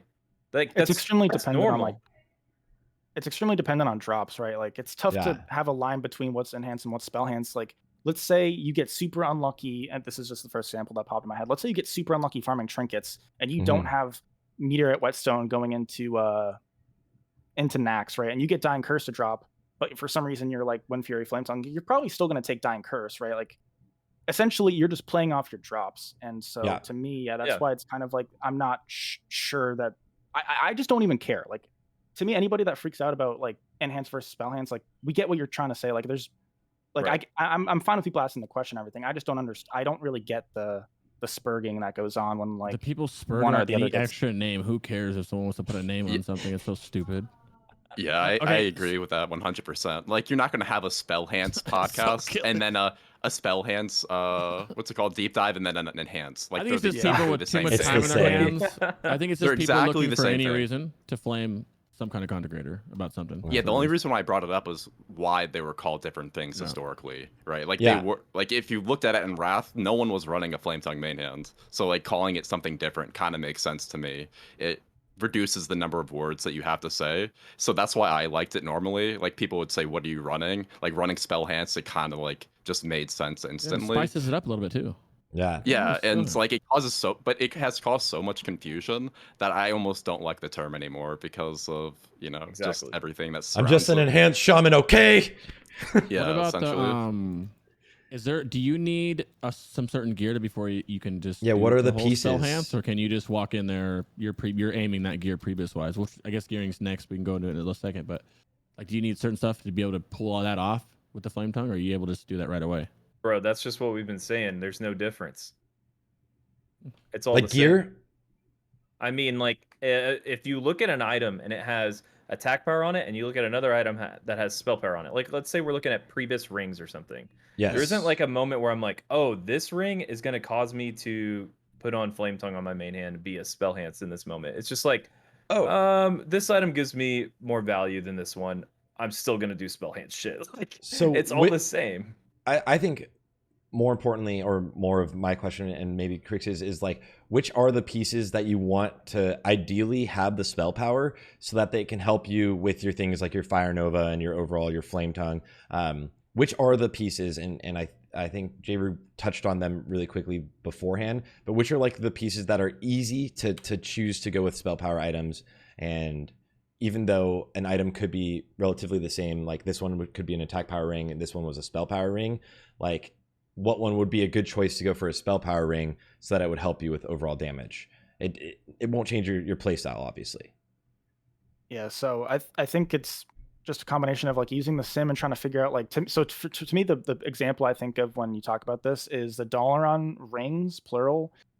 So for me, like week 1 or my Pre-BiS is going to be double Dalaran ring. That's 1 fizz and 1 caster. Like one ring that I'm not going to go for is like, I mean, not that it's a bad ring. It's just like, if I'm going to spend the gold, I'm going to get the double Dalaran rings. Is like, I'm not going to go for like hemorrhaging circle. It's tough to kind of draw a line between like, it's kind of what is the better item, I guess, as far as weapon is concerned. That's like the one thing where it's like, I guess it's not as dependent on just like solely comparing like EP and simming it. The weapon speed of the main hand matters, right? Because you ideally want 2 weapons that are going to be syncable, right? So that means same speed or within 0.1, 0.2 is not ideal. You probably want 0.1 or same speed, and you also want a slow main hand. So like Wraith Strike off of my Exna is 2.6, and then you can use a 2.6 offhand with that or a 2.5 offhand with that. You can weave, you can sync your weapons. And it's like it's also just statistically, it's just an insanely good weapon, right? So strong. Yeah, that weapon is crazy. And That's why I obviously, was in chasing terms of Ouro in the heroics because he was using fucking Wraith Strike, and I was like, all right, I have to go on my Hunter now. then obviously, like the second that you add another target into the equation, like spell power only gains, it just gains significant value, right? So that's why like Mhm. it's tough to justify physical enhance, as well as just pure single target. It does not. There's no argument I see to where you would run like Calamity's Grasp main hand instead of Wraith Strike. In T8, it's kind of early, but like I guess one thing that people maybe think about is like Valenier. Is that a Val weapon for enhance? Potentially. The only downside really is that one, obviously, it's a healer weapon. Two, it doesn't have like the pure offensive stats that some other weapons have, and then three is it's a 1.8. Crix, what is that face That's for? Come on. so Near fast. start the cap, dog. That is It's a so 1.8. fast. It's a Fucking 1.8 cap. second. It's 1.8 seconds. So like you're not going to be realistically like weaving with that. Listen, I may have to get to the point where you make the argument, right? But yeah, I just figured I'd throw that out there. Like a fast, like you obviously want a slow weapon for syncing for PPM as well, because a lot of your abilities scale off PPM, which favors slow weapons and then weaving. Mhm. So. Right. I think you brought up a really good point when you were talking about like the spell power on the weapon. I just want to touch on real quickly, just like an info blurb really and soapbox. But the way that itemization works with spell power weapons is anytime an item has spell power on it, it's either like a staff, like a two-hander, or it's a one-hander that says main hand. There's no such thing as a spell power item that is a one-hand equip. Oh, is that No- why it's always in your main hand usually? Right. So it I works hadn't put out. that together. I was going to ask that. It works out so that a main hand, like a one-hander, like a main hand spell power weapon, is to be paired with an offhand, like a like a book or a little globe that you're holding, so that the spell power between those two can match up in value to a two-hand, like a staff. So because there's no such thing as a one-hand spell power weapon, we're never gonna have a spell power weapon in our offhand, and that also means that the value of the spell power, just the number value of the spell power in that main hand, is extremely high for a class like a Spellhance, because we're essentially like double dipping, because we're not having like an offhand that is like crap itemized, like a just like a caster offhand. It's a full-on offhand weapon. Yeah. Does that make sense? Yeah. As long as you're not touching Turning Tide, I don't care. I don't think. Jroo? Well, what were Ouro's thoughts on like the main hand stuff So that we kind of talked about? So the question was, what are the easy pieces to get that have spell power in tier 7? I think the first one that comes to mind is the EoE neck. EoE neck is just the best item that you can get for Shaman in tier 7. You can make arguments on the cape. There's two really good capes, but Pennant Cape is something that's really solid. Dying Curse, in my opinion, is unquestionably the best trinket for Shaman if you're snapshotting. If you're not, then it's not as good. But in terms of like getting a Valnier or whatever, that's just probably unrealistic. In a perfect world, like I have one and I could use it for Firely snapshotting, but I'm not as delusional to think that's actually going to be a reality. Yeah. And in terms of like not being able to lightning bolt weave or making it extremely hard, and on top of the point that you said with Maelstrom generation being worse with faster weapons is something to take into consideration as well. But yeah, Valnier is probably not going to happen for 99% of people. It might be like one memeing person who gets it from a GDKP, but besides that, yeah, most people aren't going to get it. Is Maelstrom weapon PPM? You can convert between the two. You can convert between PPM and PPH. Wow. Like PPH for Maelstrom would be weapon speed divided by 60 divided by 10. So whatever the weapon speed is, say 2.6, 2.6 divided by 60 divided by 10. Do you want in pre-gearing, and we can even look at Pre-BiS now. I don't know if you guys sent through a Pre-BiS guide, but like in pre-gearing also, is there like any times where you're looking at like, well, maybe this weapon is so much more solid, it's a physical weapon instead of still having a spell power main hand, because weapons have so much spell power compared to like normal items, right? Link at 70 and 80s if you have it too, if you don't mind. Yeah, if anyone has. I don't know how WoW had it you got with the Enhanced Shamans. So for when it comes to pre-patch at level 70, the damage profiles of spell power weapons are atrocious. You can, like, if you look at the DPS of something like a Sunflare, it's the same DPS as like a Thrash Blade. It's not like that in Wrath of the Lich King. The first like spell power weapon that you can get that has decent DPS on it, I believe, is the one from Amphitheater. So using it on single target is something that I just don't do and don't advocate anyone does for level 70 content. The only time I really use spell power is on trash. Like I'll use a full spell power crit set on trash and it does disgusting damage in like Hyjal and any sort of like trash on Sunwell. I saw you with a Sunflare. Don't you have a Sun? Yeah, my guild got so lucky with them. I got like the 10th Sunflare. We got like 3 in a row and I finally got one. Yeah. I was watching that. I was like, what the fuck is going on right now? I got told I wasn't gonna get it. Yeah, I was Yeah. told I wasn't gonna get it, and then we just literally got like 4 in a row, so I ended up getting it because no other mains needed it, so it's kind of sweet. Yeah. Well, I mean, I guess we're talking about gearing, and you started with pre-patch gearing, and I was thinking maybe I said pre-patch. I was thinking pre-BiS, but let's get into pre-patch first then, because that's perfect. What are the things in pre-patch if we're just covering all gearing pre-patch right now to look at, gearing wise, or just things in general about pre-patch to know for people? Because obviously, I guess then that means not really weapons for single target. Is there anything else people need to know right now or look at getting right now that will be really nice for them? So one piece of gear that I think most shamans should get for single target damage is tier 6 shoulders. Those shoulders are so disgusting when you're using 3-piece tier 6 for like the belt, the boots, and the bracers. They activate a 70 attack power bonus when you storm strike. So you essentially, how it's different from where it was in TBC, you want to stack attack power essentially and not go so hard on the armor penetration, in my opinion. I go with mostly attack power haste gear. Anyone so like else? Starstalker versus like the leggings of Immortal Knight, that sort of thing. Yeah. Yeah, I would agree. I think AP is really important. I think for like leveling, I know this isn't really pre-patch. For pre-patch, I agree. For leveling, I think, you obviously gain a lot of value with spell power and everything. Like Sunflare becomes for sure usable in dungeon leveling. I think Ouro pretty much like said that in terms of like, Hyjal trash, etc.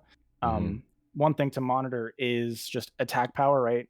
Again, Shaman Rage is relying on having a lot of attack power, so you don't want to you don't want to have like full spell power gear for like your theoretical leveling set, but you do want to make sure you have some spell power. A lot of AP is really good, obviously, because AP converts 30% of it's going to convert to spell power, so it's important.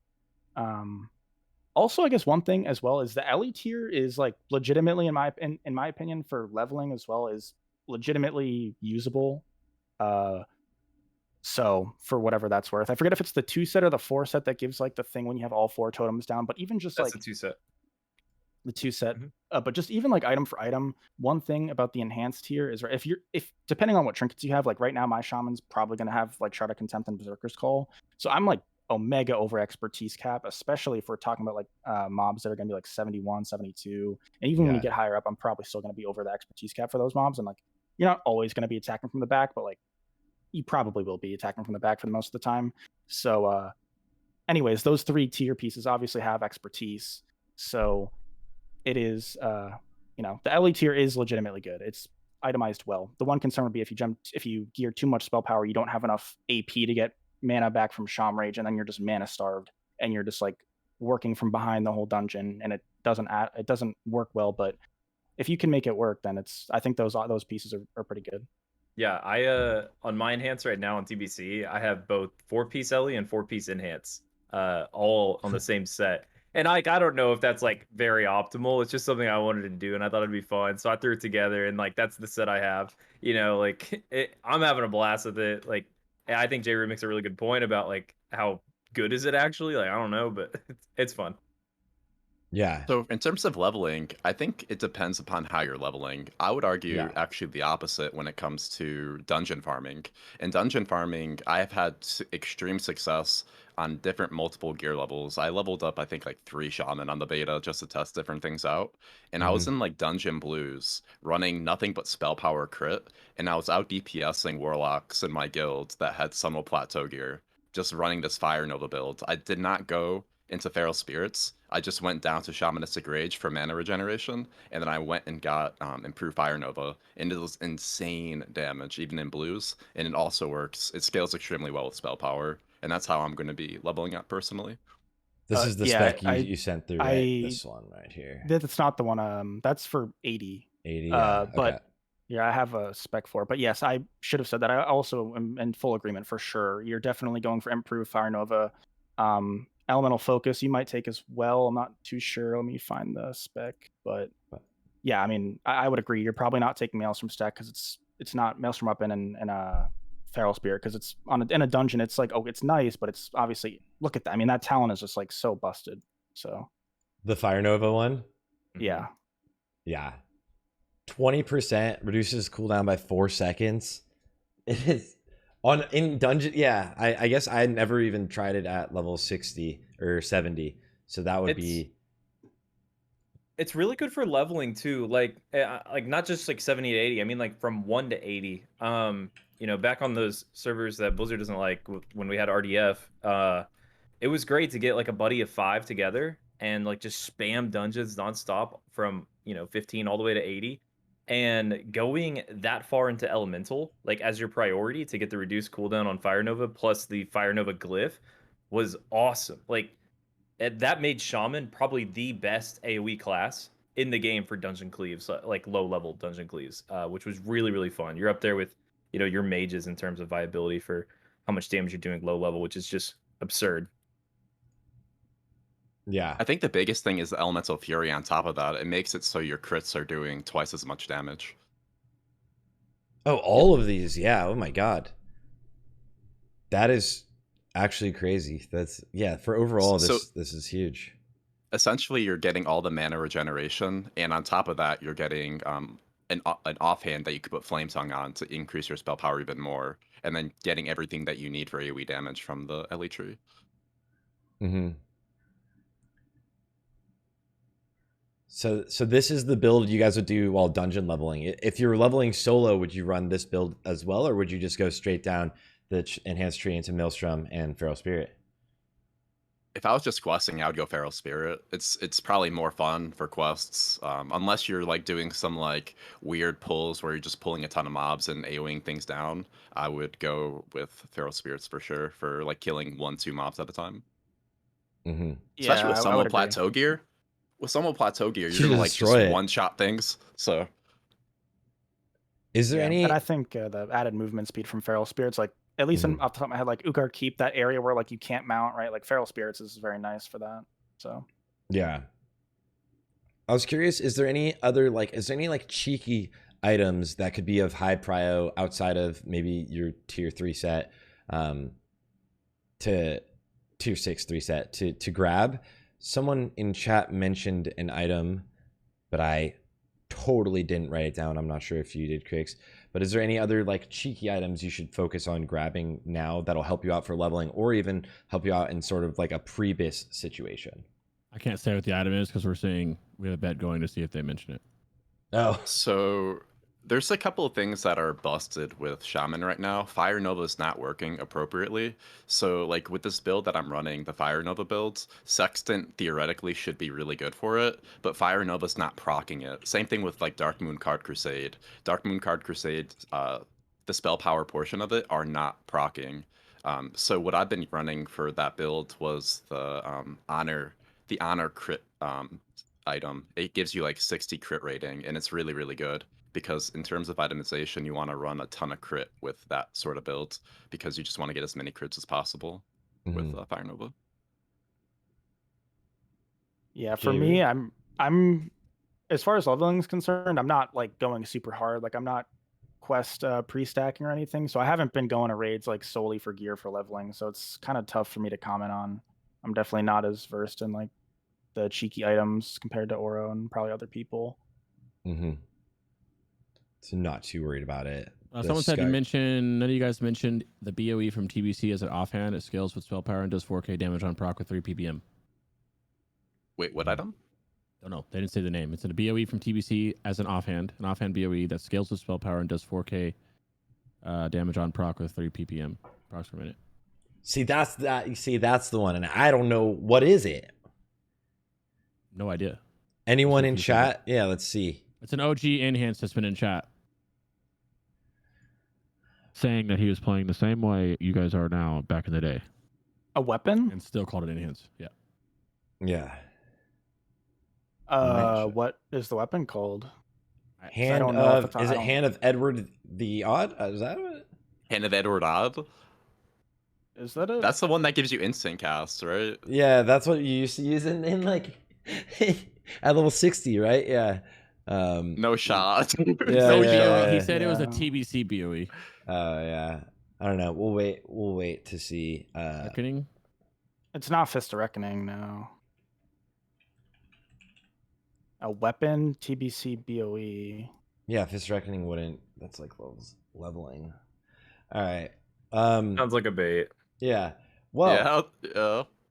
Well, that's everything to focus on for now, right? Like in pre-patch, and to know the two builds, right? If you're leveling in dungeons, to grab Fire Nova and Elemental Fury instead of grabbing Spirit Wolves. But if you're leveling solo, Maelstrom and Spirit Wolves speed is just so nice, dude. The speed from Spirit Wolves is so nice. So that's it's good, really especially good on the to Healhance. know. Let's look at oh my god, let's look at Pre-BiS, right? Is this Pre-BiS that you just sent through? Yes. Okay, let's look at Pre-BiS, because I'm curious about the best ways to gear up right as you hit level 70 before the raids come out. What you have to spend money on, if you have to spend money. It's more of probably if someone's in a guild like you, Jroo, that's really necessary to spend money, because would you replace these rings? I gotta double check. Is that cloak attainable? That cloak is attainable before Nax comes out, right? Yeah, it That's should from be. Lore Master. So I believe all this stuff is attainable before Nax comes out. I Mhm. haven't spent like too much time coming down with a super proper set, only because again the sim is in the alpha. I don't want to spend 4 hours coming out with my set goals just for something in the sim to change, which it's been like kind of constantly changing. Not that like you should rely solely on the sim, but it just doesn't make complete sense for me to like. But this is probably what I'd go with right now about this. Obviously, it depends on the drops you get and everything, but you should be able to get most of this stuff. For sure, is Titan Steel Guardian out on launch? I believe it is, right? I believe so. Yeah, because I'm planning on getting and spending all my golds. That's like, I want to say that's like almost by far your best weapon to go with. Except there's another one, but it's not as good. I forget the Titan Steel something else. But Bone that's for sure the Crusher. main hand. That's the main hand you should get. You should use that with Pride. That's double 2.5, so you're going to be able to sync properly with that, weave properly with that. Mhm. You're going to grab the 2-set. NG goggles are really good. The neck is really good. But I will say, like, there's a AP neck, I want to say, from Badges that is like almost just as good or just as good. The only appeal for the spell power one would essentially be multi-target and snapshot. Cloak, same thing. There's another cloak as well. That is like just as good, but again, like, would you suggest most people then grab the badge neck, because I would say yes. I would say in badge, a very hardcore situation like this is for sure. I would say unless you're really trying to sweat for like those 100 parses week 1 or whatever it happens to be, and Ouro probably knows more about like the Pre-BiS and the other options than I would, but I would say for sure just get the badge neck. The cloak, there's a blue cloak I want to say that's like pretty good as well. Shroud of Reverberation is an option. It's like an expertise one if you're looking to cap on expertise. That's like another option other than the crafted cloak if you don't want to spend a bunch on that. I would say get the weapon, to be honest, because it's really good. And unless you're relying on Wraith Strike dropping week 1 and you being the only enhance in the raid and getting it, which is a possibility, but if I was going to spend gold on one thing, that would probably be it. The rings as well, like, you could probably just go with a Hemorrhaging Circle. And then like one of the other blue rings, whichever one you're able to get. There's one with hit. I want to say Mobius Band is pretty good. So those rings are like, I don't know if I would get those, but it kind of I mean it depends, right? But I can't speak on your specific gold amount. Whoever is taking advice from me for this pre-BiS, but yeah. I think ring slot is a big opportunity for you to save some gold if you're not like trying to push like like some cutting edge level guild. Yeah, like you were saying, because that's just a couple of rings that you threw out, 17K. Yeah, Yeah, it's a shitload, of course. I think Jroo offered some really good ring options. I just want to also throw out there Band of the Guile from Heroic, calling Stratholme.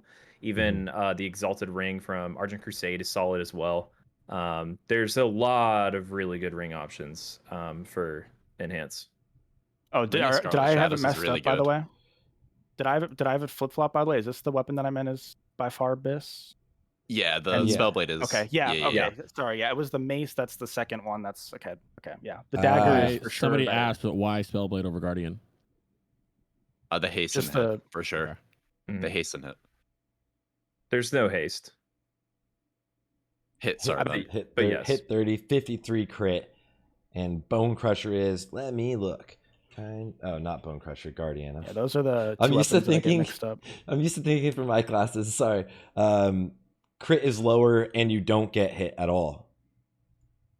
But you do have more spell power on Guardian. But Spellblade's still just significantly stronger because of the hit. Yeah. Yeah, Spellblade's definitely better. I just get those mixed up, so that's my bad. But yeah, Spellblade for sure. Aura's right. One big difference I have with the list that you're showing and the one that I would put out to the world is you send me yours, Rugs? No, it's not worth it because that list is basically identical. I've always was under the assumption that Stonebreaker's Totem from TBC is actually your pre-raid BiS, and the one that you have on that list is phenomenal. It's great. I have no issues with it whatsoever. But just quick throw out, because we forgot to mention it like just the segment before, is Stonebreaker's Totem, which is only 20 badges of justice that you can get right now in TBC, is phenomenal. Will last you for a very long time, all the way to 80. You could use it your first raid of Nax, like just a wonderful totem. Oh, really easy too, because like, okay, with Totem of Elemental Plane, this one that you guys are both rocking, right? That gives you, your Lightning Bolt can give you 196 haste. This is like really nice because you guys are weaving, right? Like Lightning Bolt weaving. But a lot of people, I would highly anticipate, won't right at the onset, for the sake of people learning the class and the nuances of the class, just realistically, right? What do you guys think, Ouro and Jroo, about Stonebreaker Totem versus Elemental Plane? So just a disclaimer with the pre-raid list, like that's just like a theoretical, like a lot of those pieces I won't even be going for, because like this is just like the best gear that you can get from, outside of raids, right? So in terms of like saving gold, I probably would only get like the Titan Steel Spellblade. Something that should be said is Berserking is going to be extremely expensive to get just on that. Leveling up your professions, all that stuff is going to be expensive. So in terms of like the high value ones, like I might get Ring of Scarlet Shadows. Hit is going to be hard to get early on, and that's why Spellblade is really, really good. Like, Ring of Scarlet Shadows is 38 hit plus a socket, so it's a ton. And that's another reason why I went with Boots of Neverending Path that you can get from Argent Crusade Exalted. It's just a ton of hit, and it might be hard to come by. How do you feel about that as well, Jroo? I think it works for sure. If you're looking from an overall perspective, right? Like it's not ideal to have Hemo Circle. It's not bad. I think this is like fine. I think with pre-BiS, realistically, like it's all very, very close. And again, unless like you're really trying to go for like a rank 1 parse, like first week in Nax or whatever, you can kind of just work with what you get and then see what you get and sim it, right? That's like pretty much what I'm gonna do. It's like I'm not gonna set a goal and like there might be an item that is like second or third pre-BiS and I don't even realize it if I just have one set in front of me. I'm just gonna sim as I go, right? I think that's kind of just the play. So your set is the most expensive set of all time, by the way. Oh, it's super expensive. You don't need greatness, but you've got double rings, 17,000 gold, right? Titan Steel, we're saying we're using Titan Steel dagger, right? Berserking. You've got like the necklace, titanium spell shock necklace. You've got the helm. Death Chills of Fortune. Yeah, death chill Yeah. cloak. I love it, and I'm about it, and I'm gonna have to drop like ridiculous amounts on my main, but it's I guess like one thing to note about this set here is it's nowhere near expertise cap. So if that's something you're looking to do for whatever reason, this set is not going to get you near expertise cap. It'll get you to spell hit cap. It will not get you to expertise cap. Obviously, expertise cap is nice, but it's not. I think it's definitely not as good as like it was in TBC for multitude of reasons. And then looking towards phase 1 BiS, how many of these items do you end up keeping anything? Everything looks like it's replaced, right? Oh, this is a juicy orc shaman. Yeah, nothing goes into tier 8 for sure. Mm-hmm. Oh, except for potentially meteorite whetstone, right? Like, or no, into tier 7 from Pre-BiS, right? Then what I'm thinking is like Oh, from Pre-BiS into tier 7. Yeah, meteorite Uh-huh. whetstones is really strong. Mm-hmm. The rest, what are some of the biggest pieces you mentioned before? This necklace, Ouro being a really large piece to go for early. Wraith Strike, obviously, I don't even know if you have to fight anyone for Wraith Strike. You shouldn't guys. have to. You really shouldn't. And if it goes to anything but an enhancement shaman, that's like just straight griefing. The thing to note with the neck is everyone's going to want that neck, so it might take a while to get it. Mm-hmm. But yeah, like just disclaimer again, this is a theoretical list. It's not like I plan to get every single piece. I usually don't have BiS gear on my characters. It's just, you know, people like gear to aim for. So you kind of have to like go with what you get a lot of the time. Yeah, I would say that's a pretty accurate phase 1 list.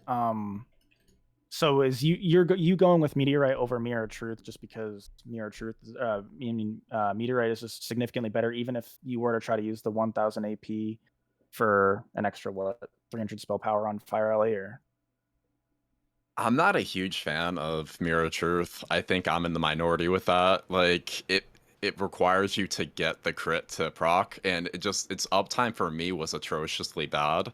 And even if I know the sim is in the beginning stage, but it sims better for me using Whetstone over Mirror Truth with my set. So that's the reason why I go for it. Yeah, I had them simming it very close. I simmed like a bunch of different gear sets, but I had them simming pretty close. Yeah, I would. Yeah, I mean, I don't like completely disagree with Whetstone over Mirror Truth. Mm-hmm. So, you mentioned just there that Mirror of Truth gives you like 300 spell power. Do you get 1/3 of your attack power converted into spell power? Yes. yeah. See, that's something I hadn't. There we go. Yeah. The talent called mental quickness. How is there quick? a world, Ouro, in which you would potentially not? So, like, obviously you're gemming until spell hit cap, but is there a world in which you would gem like AP over haste? Do you think, or no? So I think it depends on what your playstyle is. I think if you are lightning bolt weaving, it makes more sense to gem attack power because lightning bolt does scale extremely well with spell power. But if you're just like sending like 5 maelstrom stacked lightning bolts, I think gemming haste. Everything is like nuanced. Like it just depends on how you play in terms of what's ideal. But I don't have anything against gemming attack power. I think it makes sense. But yeah. Yeah, I mean, think I think Enhance is one of those classes where, just in general, in the difference between like a TBC to Wrath in terms of gymming, and TBC, getting those gym socket bonuses were actually really valuable. The gym socket bonuses and Wrath, not every time, but most of the time, the value from them is pretty crap.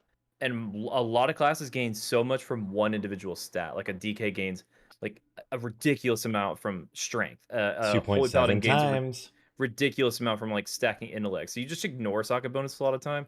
I think Enhance, maybe not in like a vacuum, but in a lot of cases, like there are socket bonuses that you can go for with an orange haste attack power gym that it just like works out well if that's what you wanted to do in some red sockets.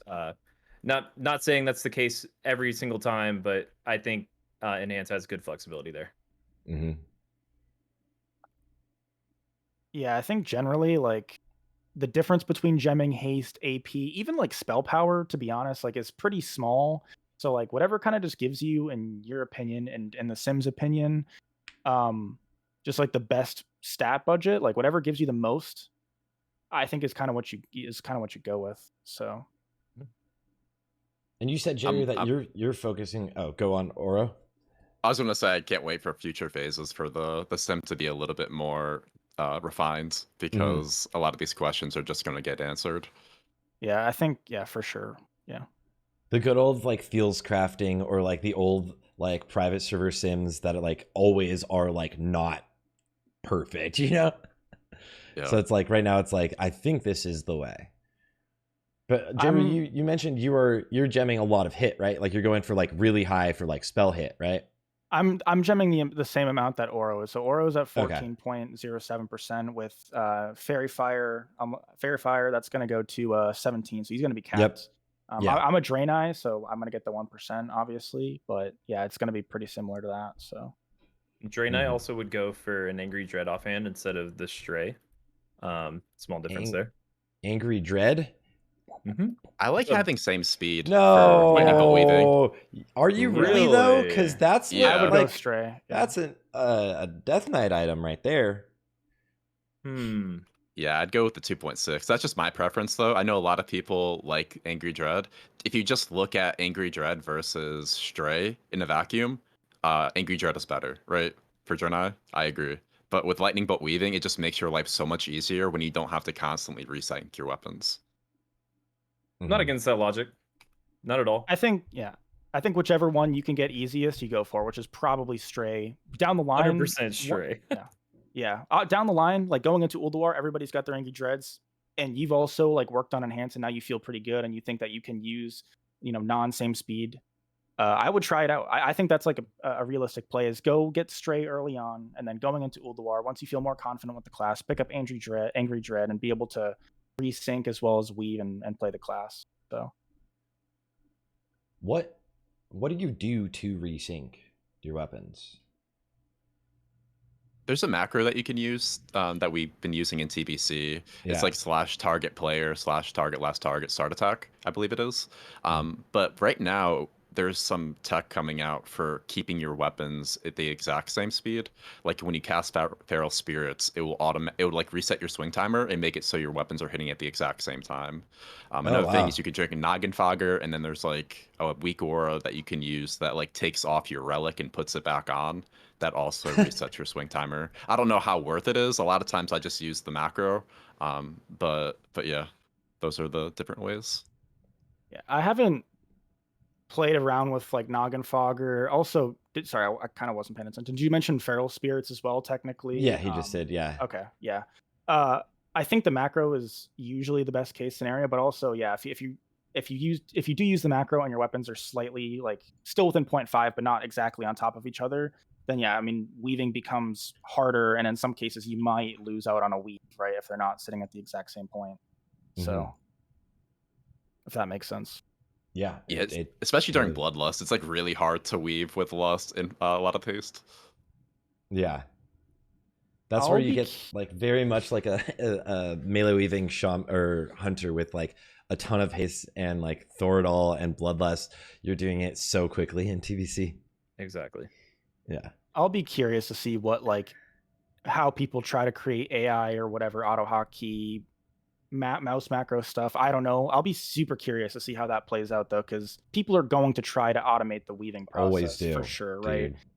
We'll see if it becomes really good or if it's like kind of something that's just not possible. But I mean, I find it hard to believe that it's not going to be, all the best shamans are just going to be a one really button mouse macro. God damn it. I really hope that they don't, to be honest. Like, so that's tilting. something that I really enjoy doing and like working on. So like, if it just becomes automated, like, oh my god, it's like actually so cringe to have like something play the game for you, if you ask me. But that's just my opinion. That's a good point. Like, I like your mentality, Ouro, of always wanting to like work on something. I think a lot of people in general with Enhance are maybe afraid of the skill ceiling with it. That it might turn them off from ever trying the class because there's so many things going on at once, and there's like such a gap for them to get to a level threshold that they feel comfortable saying like, oh yeah, I'm a good enhanced player. But I think the mentality of being like, there's always something to improve upon. I can always go back and like parse better. I could perform better. I could get more APM out. I could have prioritized this spell in that global than this spell. That's what makes like Enhance have so much depth and flavor and enjoyability and replayability. That's why people will like one trick it for so long, because it's got so much room for you to improve as a player. So don't be afraid out there if you're listening thinking like all this talk that we've been talking about for like the last hour is just like too much for you. Like use this as like motivator. This is like you get to like have this slate going into Wrath, like where you're about to play like one of the most complex classes in the game and absolutely dump on people in the meters because you put in the effort. What is Yeah, I agree. the And the difference whole between thing like a too good is like one? you can 100% top meters even if you don't use a swing timer at all, or even resync your weapons. Like in Yeah. certain situations, like if you're competing with like top players on like Warlock and stuff, it might be hard. But like in most guilds, I want to say you could not use any of this tech and still do extremely well. Mhm. Not weave, not use the swing timer, still do good. So That's it's what just I was something gonna to add to the say. list. Like perfect the fundamentals, and then you could add this later if you want to. That it's so exciting to see that like there's this all this tech that I didn't even like know about that like will add to the complexity of the class and like the min-maxingness of the class, but you don't absolutely need to do it, and it shouldn't push you away from playing the class. But then like once you're good and used to doing everything, you're just like, let me just add in my lightning bolt weaving, you know? Yeah, All like of But it. they in also my have these things called training dummies, and they're located pretty much all the major cities, and you can literally sit in front of them for an hour or two, and you'll get it done. an You example just that I gotta- can think everything of. is practice, just practice. And there weren't dummies in TBC, so you literally couldn't practice unless you were doing dungeons, right? Now Blasted you can sit lands. now you can sit in front of 4 fucking whatever training dummies for hours until you get used to it. There was this one hunter in my guild who had really high ping because he was playing EU, and he could not like reliably melee weave because of the ping, and he still was like doing exceptionally high damage like all the Oh, time. Like Denarok, he was one or of our best hunters. Yeah, Danrock, exactly. yeah, yeah, And Denarok and was an yeah, overclock like too. yeah, he's a gamer, and I think it's the same thing here. It's like you don't have to do it, and you could still do really really well.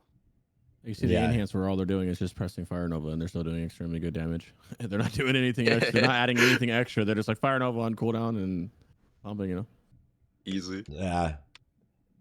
That's Blasted Lands too. Like now we have target dummies. We in my guild we have one of the best hunters, Afghan. He literally like whenever he gets a new weapon, like when he got Thordal, like probably spent 5 days in a row, like 8 hours a day in Blasted Lands, just perfecting weaves with like hunters or shamans out there to bloodlust to make sure all of the weaving timers are all perfect and stuff. Like just take advantage of the target dummies. It's so easy, but it's not fully a practical situation because obviously you'll get different like hasted things, but you have bloodlust yourself. Don't waste some. Go on the beta or PTR and waste like haste pots. Which actually I wanted to mention. Do you guys use wild magic to snapshot your fire ellie, or do you haste pot like as a pre-pot? If I fire really, I use wild magic, but if I don't, I use haste. Mm-hmm. Yeah. Okay, that's good to know. I noticed it in a part of the VOD earlier, and I just wanted to touch on that really fast, and I just came back to me. I was like, all right. It's a great question. Ooh, one thing Yeah. I didn't think about, we didn't talk about professions at all in terms of snapshotting. Like, because everyone talks Oh. about how engineering and jewel Jewel crafting are crafting? the best. Yeah, Yep. and I agree. Like, jewel crafting is definitely the play for just practicality. But on one of my shamans, I'm 100% going tailoring just because I'm a big, like, snapshot enthusiast. Like, it's definitely probably not BiS. I think it's good for Nax because of the fight lengths. Like, 2-minute fight lengths with the proc. If you get it, it would be how much of a DPS increase? About 140 DPS for the tailoring proc. But just for fun, I'm gonna get it on one of my shamans. But uh, generally speaking, jewel crafting and NG I think are unquestionably the best. I might grab it on my troll DK just for the snapshotting. Yeah. Yeah.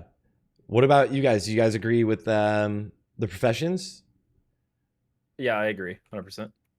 Yeah. I agree. I think NGJC for sure are best. I will also say, unless you consider yourself super sweaty, if you're like leaning leatherworking or you want to be an alchemist, like just be an alchemist. Like if you were to use those gems on AP, which you probably wouldn't, you probably use them on hit or something. Like the main bonus of JC is the flexibility, right? Mhm. Just if you were to just use those gems on AP, it's 28 attack power better than the other professions that give you 80 attack power. So like obviously it's nice, right? And the flexibility is what is nice about JC. But if you're not considering yourself the sweatiest of the sweatiest, then I would feel free to do something else, in my opinion. Anyways, that's kind of how I feel about it. Like unless you're getting like what's the horde buff, like the 30 attack power to undead buff, like unless you're getting that, like you don't have to worry about professions like other than NG probably, but Yeah. Can you guys Engineering's- explain? Can you explain snapshotting, please? You guys I in do your it, terms, like, what explain it 30 and times a day. when you people are still asking though. This is fine. Yeah. That's what we're here for. Just explain how you guys explain it in your terms in shamans, what you would be snapshotting in any situation. So essentially, when you snapshot a fire elite or just in general, for Ellie specifically, you try to get your spell power as high as possible, and then you drop your totem for fire elite because you can drop below what that level was, and it maintains the value throughout the lifespan of the fire elite. So let's say you had 3,000 spell power when you dropped your fire elite. 2 minutes down the line, when your spell power is down to 2,000, it's still at that 3,000 mark. Yeah. So, and for all classes throughout Wrath of the Lich King, for anyone that doesn't know or understand snapshotting, I'm literally this weekend making a full video just on it because I get asked so much. But realistically, what it is, it's huge, and most classes have something for it. But what it means is it takes whatever your stats are at the current time when you cast that spell. That spell does not adjust anything else. So, like for a Death Knight, whenever your haste and your attack power, when you cast your gargoyle, when you summon your gargoyle, then your gargoyle will come out having been affected by the haste and attack power you already had on yourself. So like if you were to get a bloodlust after you used a gargoyle, it does not get affected by that at all. And that's why earlier Ouro was talking about how the spirit wolves you summon are dynamic. They will actually adjust in real time when you get new buffs. So they aren't just statically stuck to whatever happened or how buffed you were when you cast the actual spell. So that's why you usually want like bloodlust and stuff early. You pre-pot specifically for shamans. The wild magic potion gives you more spell power, and that translates directly towards the fire elemental totem. Do you snapshot with a full spell power set before? No. Could you summon your fire elite totem early with like a crazy spell power set, and then would it engage with? You don't have any control, right? So in TBC, you could put on a full spell power set and do it, but practically speaking, I haven't had any situations where we're pulling to the totem, so it really isn't totally practical. Yeah. So that is that's snapshotting, guys. Anyone have anything else to mention about snapshot? Crix has a warlock. You can explain it for warlocks. Yeah, for warlocks and shadow priests, you have like shadow word pain for shadow priests, and you have corruption for warlocks, and both of them will snapshot your current critical strike rating and damage percent buffs like a curse of elements or a tricks of the trade or anything that kind of gives you that. And when you put it on the target, as long as that corruption is there or that shadow word pain, it will stay on the target the whole time because they have both of those specs have a talent that refreshes it via your rotation naturally refreshes that corruption, or if you're a shadow priest, your rotation naturally refreshes that shadow word pain, so you get to really snap it. Less serious for the shadow priest because shadow word pain is like whatever, but yeah, same thing for marksman hunter. There's quite a few, like a lot of classes have something, and I plan to cover all of it, but if you have like an ability that refreshes one of your dots and it keeps that dot up the whole time, you want that main dot to be the strongest version it can be also. So like outside of just like a summon pet, like a guardian or something, like a summon pet, not guardian, that would be the same case. So that's snapshotting. It is a new mechanic in Wrath, and it's one of the coolest ones to master. It's a lot of fun. The snapshotting, I mean, from a warlock perspective, it's a lot of fun. I don't know how it is with you. We don't do it like kind of like with a pet snapshotting. Ours is like a main ability versus a DK needing like the gargoyle or whatever. Mm-hmm. What about that Yeah. diamond flask snapshotting? Taking all the healing gear. Oh yeah. That was yeah. I remember seeing like Lottie like pay like 90k gold for like a healing mace from KT just to take it so he could solo tank what is it? Lotheb without That's needing any funny. heals. Yeah. Yeah. So that's actually snapshotting, I guess technically has been in the game for a while, but it's a lot more important for a lot more classes now. For sure. Yeah. Moving on towards glyphs though, there's no like flexibility with glyphs, or is every single shaman using the exact same glyphs that you guys were telling me about earlier? Because I know people are going to ask what glyphs to run. Oh, let me make this so that it's seeable. There you go. I've played with some other glyphs. The 3 glyphs that are listed on the list are going to do the most damage in pretty much every single situation possible. But I can say at least just a couple glyph shoutouts. Our glyph of lightning shield is really strong. I've seen on some, servers that Blizzard doesn't like that it actually does more damage than doing like a glyph of storm strike. That would be the slot that I would replace it in. So lightning shield is really solid. Hell, like I know some people used to do Glyph of Fire Elemental Totem, which reduces the cooldown of 5 minutes, especially because you're not getting the reset on boss kills. It wasn't included in that group. Like, maybe you could make a case for that. I don't think that one's worth it at all, but, maybe. But for the most part, those 3 glyphs are, like, by far and away the best 3. Do you guys have anything else to add to that? I think you covered it pretty well. The issue I would say with Storm Strike though is how we're casting so many more lightning bolts now if you're weaving. But if you're not weaving, then it doesn't become an issue. But yeah, like I think there's a world where if you're like you're speed running or whatever, it might make sense to use the Fire League Glyph because, like you said, it doesn't actually reset, which is unfortunate. It still works in the way that, like, if you did have a super spell power set and you were also pulling to the totem, I want to say it's, unless they fixed it or like patched it or whatever, you should still be able to use a spell power set, place the totem down, then swap the glyph, get the 5-minute cooldown instead of 10. Now again, would I ever do that? No. Should anybody else do that? Probably not, but I guess it's something worth noting. Right? I believe it still works that way. Mm-hmm. Yeah, for sure. Yeah. You mentioned with Glyph of Storm Strike with weaving, how does it affect the lightning bolt weaving? So you're getting more value out of it because you're hitting more lightning bolts. Okay, so like it's just standard anyways, you're using it still, and it gets a little bit more value. Yeah, because it increases your nature damage. So since you're casting more nature spells, it just gets a little bit more value. So straight up, guys, Fire Nova is the juicy one. The 3-second reduction on your Fire Nova, that one's like, oh, so nice. Yeah, that one's not going anywhere. Yeah. And then Flame Tongue, will you use Glyph of Flame Tongue weapon if you were to ever move away from the traditional, now that what we think of Spellhance type thing? But if you move towards using a Wind Fury main hand, Flame Tongue offhand, would you still use Glyph of Flame Tongue weapon? It's my understanding that you still would. However, I know that Glyph of Wind Fury weapon is decent and could have potential there, like way late into the game, but I still wouldn't. In fact, I think I would be drawn more to Glyph of Lightning Shield if I really had to swap anything. Yeah, Anyone I else? think Or Jroo? Yeah. I would say if I was going to use Wind Fury Flame Tongue, I would not use Glyph of Flame Tongue weapon. I don't know. I think I would probably. These are the options. I think Feral Spirits is an option. I think Lightning Shield is an option. I think if you're weaving, even Lightning Bolt is an option. It's an extra 4% damage buff to Lightning Bolt, so it's not as fat as Storm Strike, which is actually like kind of weird if you think about it. But those are options.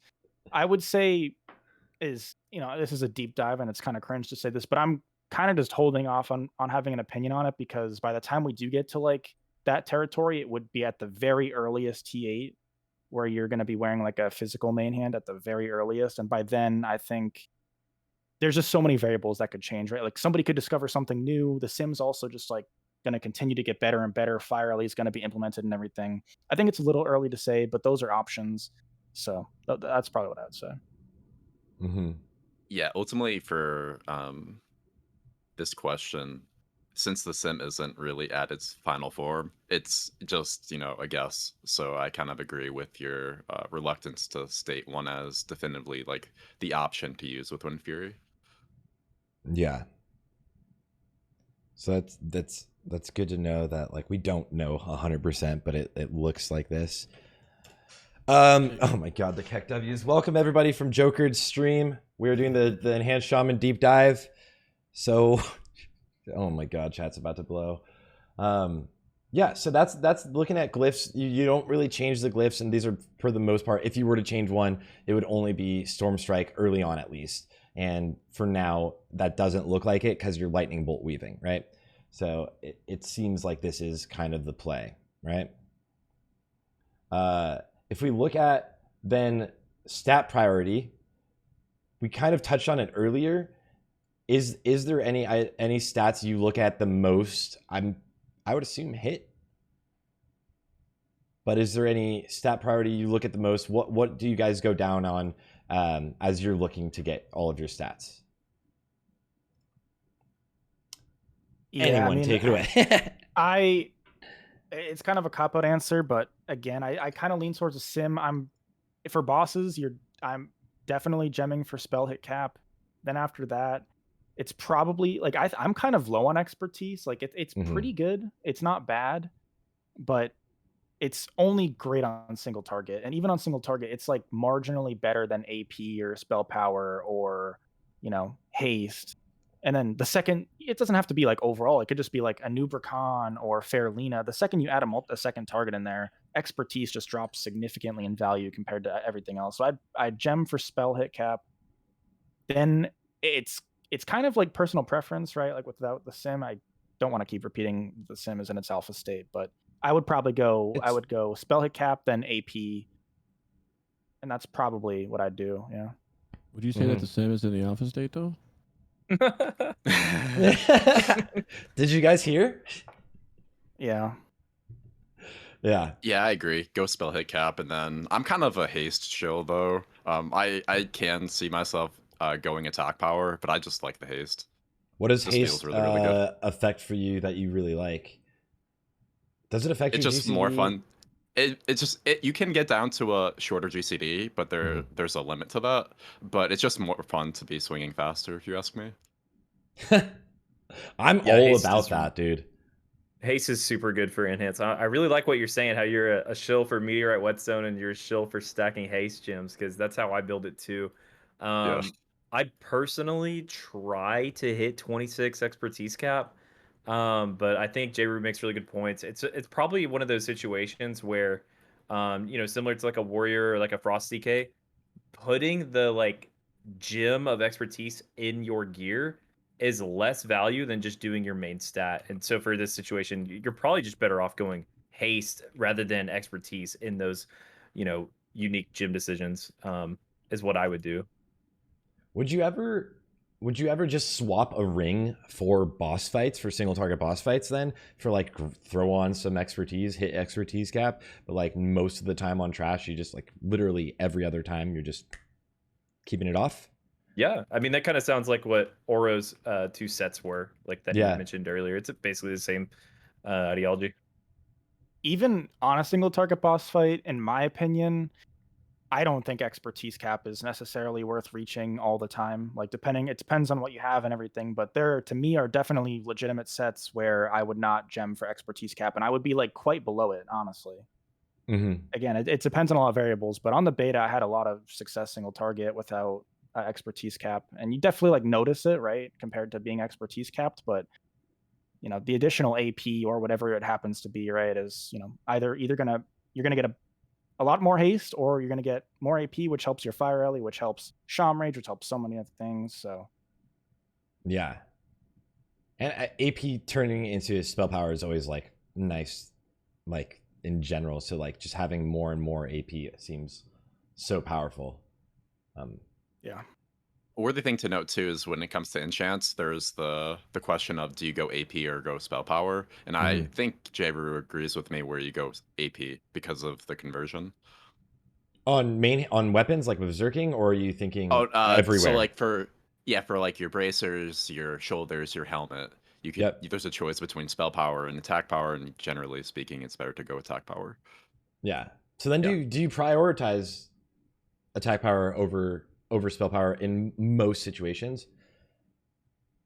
Or is it just... To me, my fine line is like, if I can get more than 0.65 spell power per AP, then that's about where you could justify taking the spell power over the AP, if that makes sense. I don't know. That's kind of like the line I've like created in my head. That's about the line where the spell power to attack power is, like on a flask. Like to me, like I don't even think it's a significant single target damage loss to just use a spell power flask. I would, so that's kind of about the line where I draw for. Do you think you as min-maxing, right? Like, so I know Ouro is going to be snapshotting with the spell power flask, then swapping onto an attack power flask, right? You, Jroo, would you be doing the same, or would you suggest for a lot of people that are maybe taking it less min-maxy, because that obviously will add up some in cost, let's be right, to just go with, what would you prefer, a spell power flask or an attack power flask? You're just like through the raid. If I could only have one, I would go spell power. But I think it's very small. I think it's super, super negligible. I would probably just flip a coin, to be honest. I think you could go either or. There's obviously snapshot benefits to the spell power, as well as if you're weaving, you're going to get extra benefits out of that if you don't have weaving enabled on the sim, you won't necessarily see. But if you do have it enabled on the sim, it's going to play like a robot. You might get more weaves and, and then with the attack power, Shaman Rage is always, Shaman Rage with attack powers is going to be something to know until you get to the point where you're getting a full mana, bar mana back no matter what, which still right now is not the case. So Shaman Rage, does it scale solely on attack power? Yeah. So that's large on overall, because mana is a thing. Do you guys notice yourselves ever using mana potions throughout raids? I definitely did in dungeon farms, especially if you didn't have something like replenishment. But I also was not perfect with Shamanistic Rage. So do you guys, as enhanced basically pros, use so when mana it comes pots? to on boss fights, I always use haste. I never have mana problems on boss fights, and generally in raids, it's not a problem. There are some niche situations where if you don't get levitate over, like when you're going over the slime, it cuts your mana down to like 30% or whatever, and you can start having some mana problems. One thing I'll say about the dungeons, though, is I have two different builds, one for raids and then one for dungeons specifically. I don't use Lightning Shield really in dungeons at all. I'm always using Water Shield because of the mana issue. We don't really drink ever. It's always pressing W. And on top of that, too, you're not guaranteed to have a Blood DK or a Frost DK giving you the crit buff. Right, or not the crit, the haste buff. So you might have to take the improved Wind Fury. So, I fully agree. Water Shield in dungeons in 99% of cases, if not 100% for sure. Yeah, and then you're using that's something we haven't really talked on as much. But the totems, we mentioned it earlier, what totems to use, but realistically, you're not really using Wind Fury Totem now. There's the change in Wind Fury Totem. It's no longer like gives an extra swing. It's now haste, like melee haste, correct? And it's 16%, or is it 20 exactly? Is it the same as Frost DK? It's 16. You can get it up to 20 if you talent for it. And so then you're basically not using these Wind Fury Totem in raid like 90% of the time. It'd be rare even in a 10-man, right? Yeah, you're basically never doing it. Yeah. Gotta yell at the DKs to go improve Icy Talons. Let's be honest. I'm not gonna lie to you. Even unholy DKs, even dual with unholy DKs have your Icy Talon. Well, for yourself. Yeah, not further right. I was like, wait, yeah, actually, no. Like, wait, no, I have that for me. We were doing the raids on the beta, and I know that Ouro's just smacking my ass, and I know that his mana is bad, so I'd like perfectly be like, no, I'm gonna pull the next mob. You're not sitting down, you piece of shit. That's how you try to get ahead. I had to do what you got to do, bro. I'm a hustler. Yeah. Come on, man. Like, he's dead and still number one over here. Oh, so mad. It's just kind of insane, like how much value you get for your mana management just from being surrounded by a bunch of different people. Like having more haste, so that you're attacking more during your shamanistic rage. Like having Judgment of Wisdom up, having like multiple sources of people providing replenishments. When your healers are doing like maybe a mana hymn, maybe you're getting a tick of that or something. Like there's just so much more happening. Like hell, even just Judgment of Wisdom. That alone, like, it's game changing for Enhance with really, really low levels of gear. So it's kind of nuts. Are there other classes? I think Enhance is one of the ones that like specifically takes from this the most. Also, like hunters. Hunters are really like mana dependent on trash. Like, it is vital that you're using basically like serpents or not serpents, viper sting whenever you can, and it massively like affects your overall damage.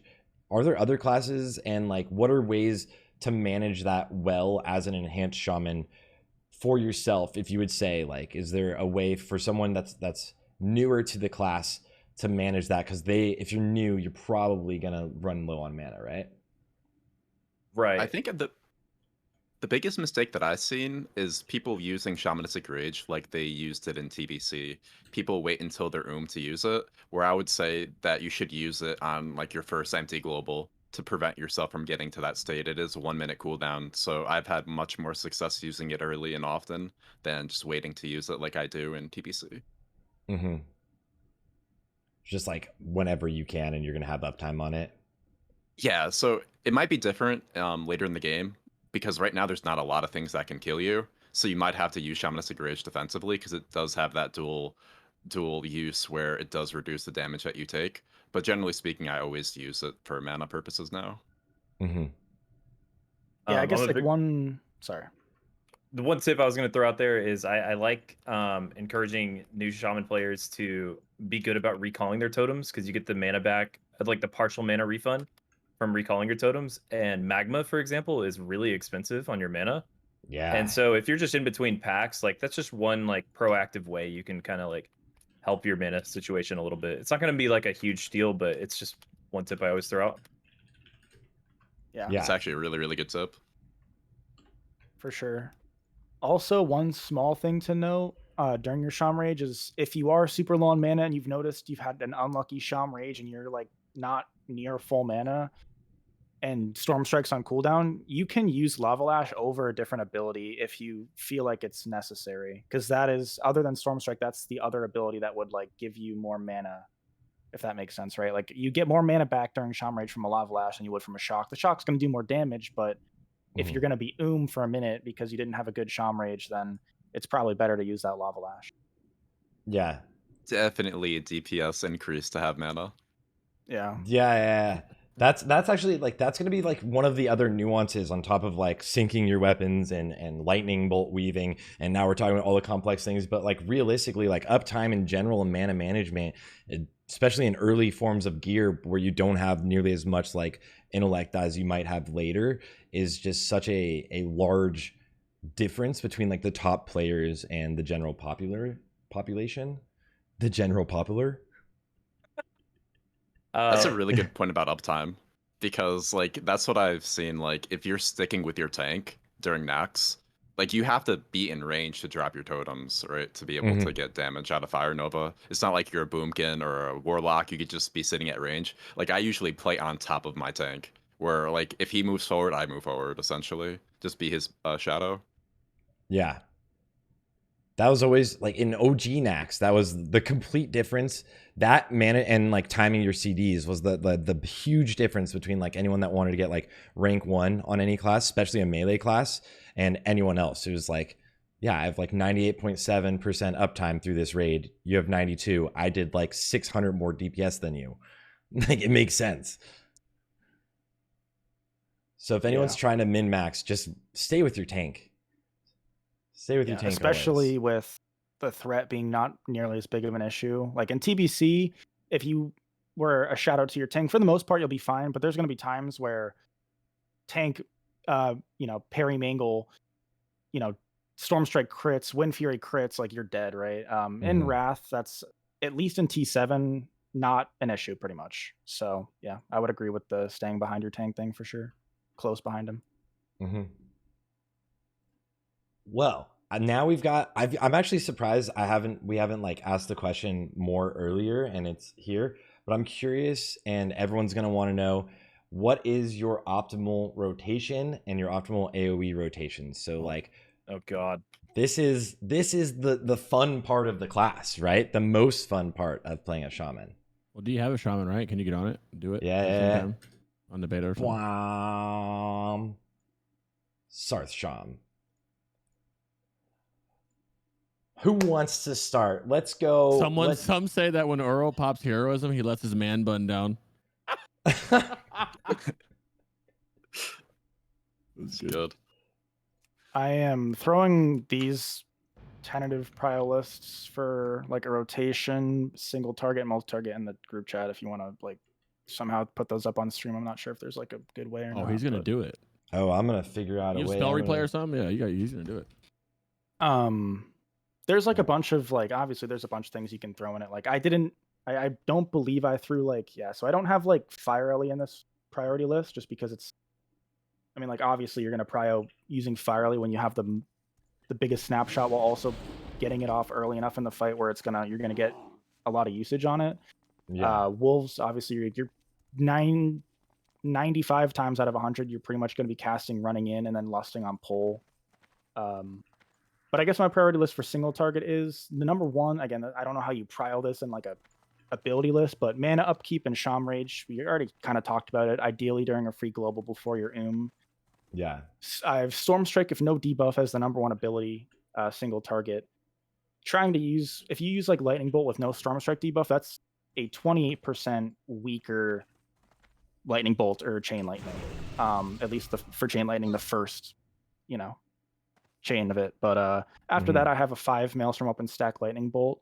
Then after that, I believe somebody commented like they don't have Stormstrike that high in prio just solely for damage. I have Stormstrike for damage right below 5 Maelstrom Open Stack Lightning Bolt. It's tough to say. This is kind of a gray area where I'm not too sure. I Flame Shock is also really good. I probably let's say like this up on a Stormstrike has like 1 second on its cooldown and Flame Shock has like half a second. I'm probably just casting the one that comes off cooldown first, right? It's not like that big of a disparity where like I'd hold off a Flame Shock, if that makes sense, just to be able to cast Stormstrike as soon as possible. Then after that, I have Lightning Bolt Weave. You could honestly potentially even throw that above Flame Shock and Stormstrike. It's just you might get into a territory where you really obviously don't want to mess up Lightning Bolt Weaving, and you also don't want to Lightning Bolt Weave when you don't have 4 Stormstrike debuffs on, or 0 on the target. You want at least 1. So then after that, I've got Earth Shock, pretty standard. Then after that, I've got a Refresh Fire Totem if no free global. Ideally, you have a free global in that 20 seconds, and also mana isn't a concern where you can kind of refresh Magma Totem without delaying, a 5 Maelstrom Weapon, Lightning Bolt, or a Storm Strike. After that, I've got Fire Nova. Single target, it's really not that good. So that's why it's down here. I've got Refresh Lightning Shield if free global. It's Refreshing Lightning Shield is obviously important, but I personally, you should have free globals to never really let it drop first off. And then second off, I would rather cast Fire Nova than Refresh Lightning Shield. And then lastly, I have Lava Lash. Not that Lava Lash is bad, like we talked about, it's not awful, but it's not good either compared to this stuff. Ouro's list might look different. I don't know. So my list is almost identical to yours. But but I'm not sure if the sim agrees with this, but it just feels really bad to not use Storm Strike above 5 Maelstrom stacks. I know it's just a priority list, and you should really never have Storm Strike off the target, but like when you Storm Strike with 5 Maelstrom stacks, it's not like retail where you can get more than 5 stacks. Like any waste Maelstrom those procs stacks. would get wasted. So it just feels really, really bad. Like I know this is just, like I said, a very it's a priority list. Like you shouldn't have Storm Strike off the target ever. But yeah, like that's the only thing that I probably would change is always using 5 Maelstrom stacks first. But Never waste Maelstrom stacks. yeah. Because Storm Strike, not every time, it's not like crazy, but Storm Strike can pretty reliably on hit like give you 2 stacks of Maelstrom weapon.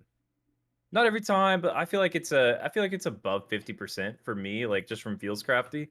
This on it, it feels like it's pretty reliably giving you like 2 stacks of Maelstrom weapon, a lot of the time. I don't have the numbers in front of me. I would say 2 is probably average. Like if you had to pick one whole number, yeah, it'd probably be 2. If you're weaving, I feel like that's a little bit less of a concern. If you're not weaving, it's obviously a little bit more of a concern. I just, at the end of the day, it kind of depends, right? Like if you're running to your target and you have 5 Maelstrom weapon stacks and you're still not within melee range, you may as well throw out that chain lightning or that lightning bolt, right? But oh yeah, absolutely. If you're on top of the target, yeah, it's a 28% damage loss. So like I would agree in that it's pretty small, and I would not like if somebody did prioritize how Ouro's prioritizing it, I would not be like that's a huge flaw in your gameplay. That's something you need to change. It's more so just making sure that you're weaving effectively without clipping, pressing buttons. It's really just kind of that, and then obviously not going Someone's asking, and I'm just confirming. Lightning bolt over chain lightning on single target. Every time. Yep. Every time. And then new people asking about weaving. We talked about it earlier, but it's essentially using your Maelstrom stacks early, and not clipping like casting lightning bolt, and not clipping any of your like GCDs or your melee swings. We'll have a timer on this on YouTube, so you can go back and go through that whole section. I personally don't even have a melee swing timer on my week. We're currently on the beta, and that's because I didn't even know this was a technology. Yeah. What do you drop? So random, but I would like to know this. What are you dropping if your mana is if you see yourself having mana issues, kind of like as an Ellie, I would just stop chain lightning, right? Because my mana. Is there something that there's like I assume if it's Prio, Lava Lash is last, but is there something that you purposely would drop off, like Fire Nova on single target? Single target, obviously. Single target. Would you not Fire Nova because it's healthy on mana? I feel like to mind is chain lightning. Yeah.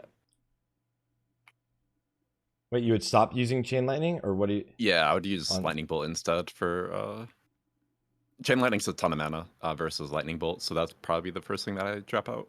But you wouldn't use it on single target anyways, right? So even if there's 2 mobs, like if there's 2 mobs or whatever, like I would just drop it. I would say probably drop Lightning Shield at your earliest convenience and switch to Water Shield would be something I would do. That might not be a popular take, but that's how I feel. Also on single target for sure, you should probably in your mind kind of set like a soft amount depending on, again, when Shaman Rage is coming off cooldown, other variables as well. Do you have points in Imp Storm Strike? There should be probably a point in your mana bar where you say, all right, I'm done casting Fire Nova on single target. Because if you've got 35 seconds left on Shaman Rage and you're at 1.5k mana, you should not cast that Fire Nova. Fire Nova is expensive. Yeah, it's very expensive. 900 mana, yeah. Those would probably be the things I'd stop. Yeah. If you're really, really, really desperate, you could. But like if you are like, you don't have Shamanistic Rage coming up anytime soon, and your only best bet for getting mana back is like hitting Storm Strike, and you're like Lava Lash, you could potentially just do like a Searing Totem for single target instead of Magma, because Searing is like way less mana than Magma Totem. Magma Totem is pretty expensive. This is like a big DPS loss for you, but Searing Totem works. You can do Searing Totem.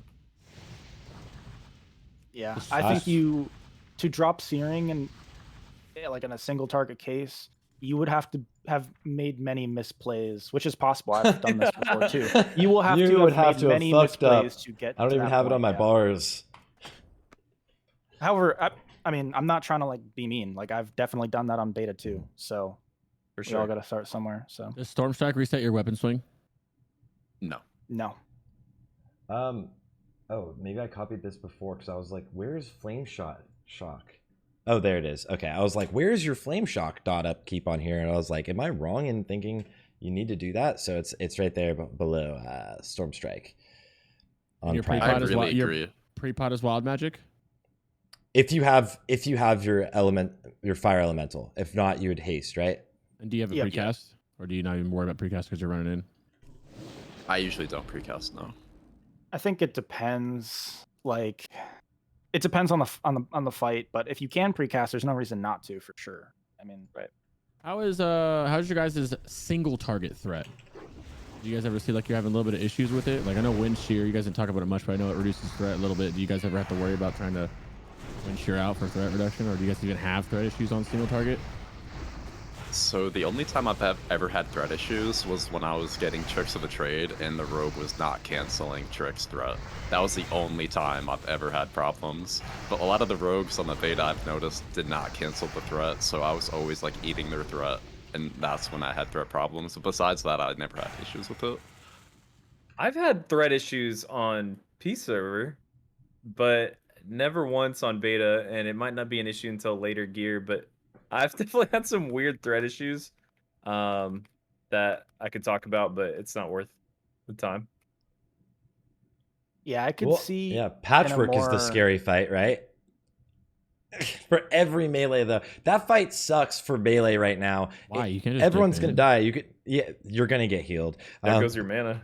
Yeah, Does your there hero goes your just not mana. heal? You Oh, also do yeah. less damage Yeah, the if Holy you have the Pally. dot right at the time. Yeah, you're getting that's a scary fight. That's like the one scary fight right now where it's like just like hold off, right? Like I think that's the one fight where like week one, a ton of people are gonna die. Yeah, and I guess like one thing about the dipping, like regardless of our mana pool, it's really hard for other melee to dip just because like people talk about the Holy Paladin splash heal. If like Judge Light's on the boss, that's obviously not great either. But yeah, we have a mana pool, so when we dip, we obviously lose all that mana. It's not always gonna make us go but yeah, dipping is much more annoying on Enhance than any other melee, and so.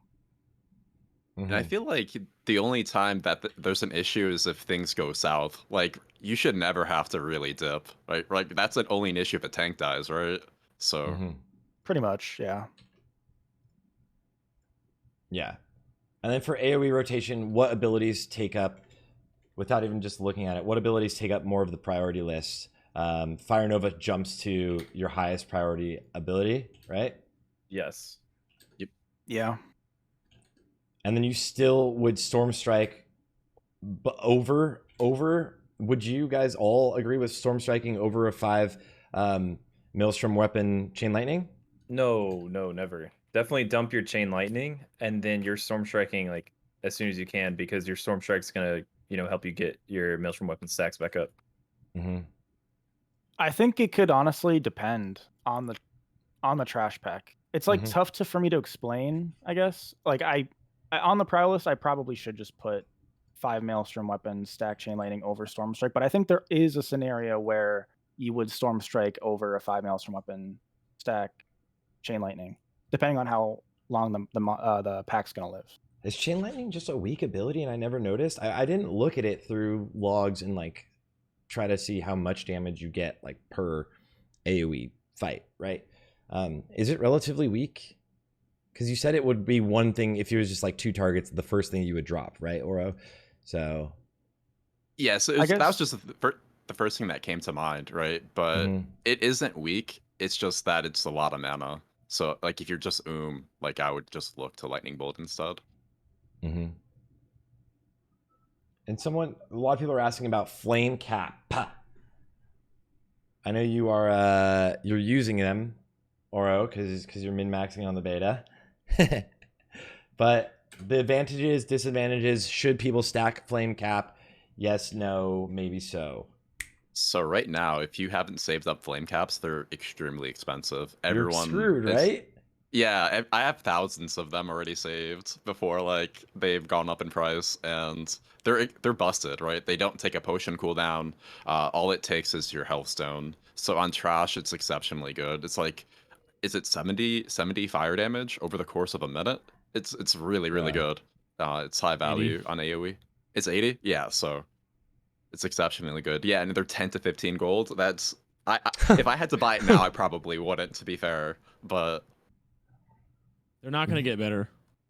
They started off pretty cheap, and then warlocks needed them, and now fire mages needed them, and now shamans. All the shamans need. It's just gonna keep going. They're gonna. It's just I mean, a little- they'll obviously they'll hit a point little where they're extra not gonna keep damage going for up. everyone. Oh, not a little. It's a lot because remember you're stacking them with all your cooldowns, your potions, and shit. So it makes that worth even more, right? So they're pretty fucking big. Hello, hunters. Yeah, hunters too. Yep, hunters. I have like 3,000, and I'm not. And you need more than that. Like and there's no easy. You can farm them if you want, but I don't know if that's worth. I mean, they're just. I don't know. It's kind of crazy how expensive we're getting. We didn't help. BiS They're not gold harder to farm farm. in the game. Where the bots at? Flame cap. They're not like they're hard to farm. You just fly around saying and get them. But I mean, I'm on Benediction. There's already people doing it, right? Wherever you guys are, you're gonna see people doing it. So as long as you beat them, yeah. Yeah. I mean, Enhance's used flame caps in TBC, to be honest. I mean, obviously not every boss or whatever, but like Terran Gorfiend, there's no reason not to use a flame cap. You know what I mean? Like situations where you know you're not going to need Healthstone. It's obviously much smaller in TBC than Wrath of a DPS increase, but the sim still had it, and the TBC sim still had it in TBC is like a 16-ish DPS increase. In Mhm. Wrath, it's significantly more than that, like more than double that for sure. So yeah, flame caps are really good. And definitely on trash, like that damage seems crazy on any sort of cleave situation. That's going to be an expensive one for people that are min-maxing, I gotta say. Real expensive, and you use them for raid. And if you're like us and you want to use them in heroics and everywhere else, it's gonna get real. I'm in the open world PvPing trying. Oh no, I'm popping it. You know what I mean? So they're gonna get real expensive. Stock up. gotta do those GDKPs. Yeah. Yep, stock up. Yeah.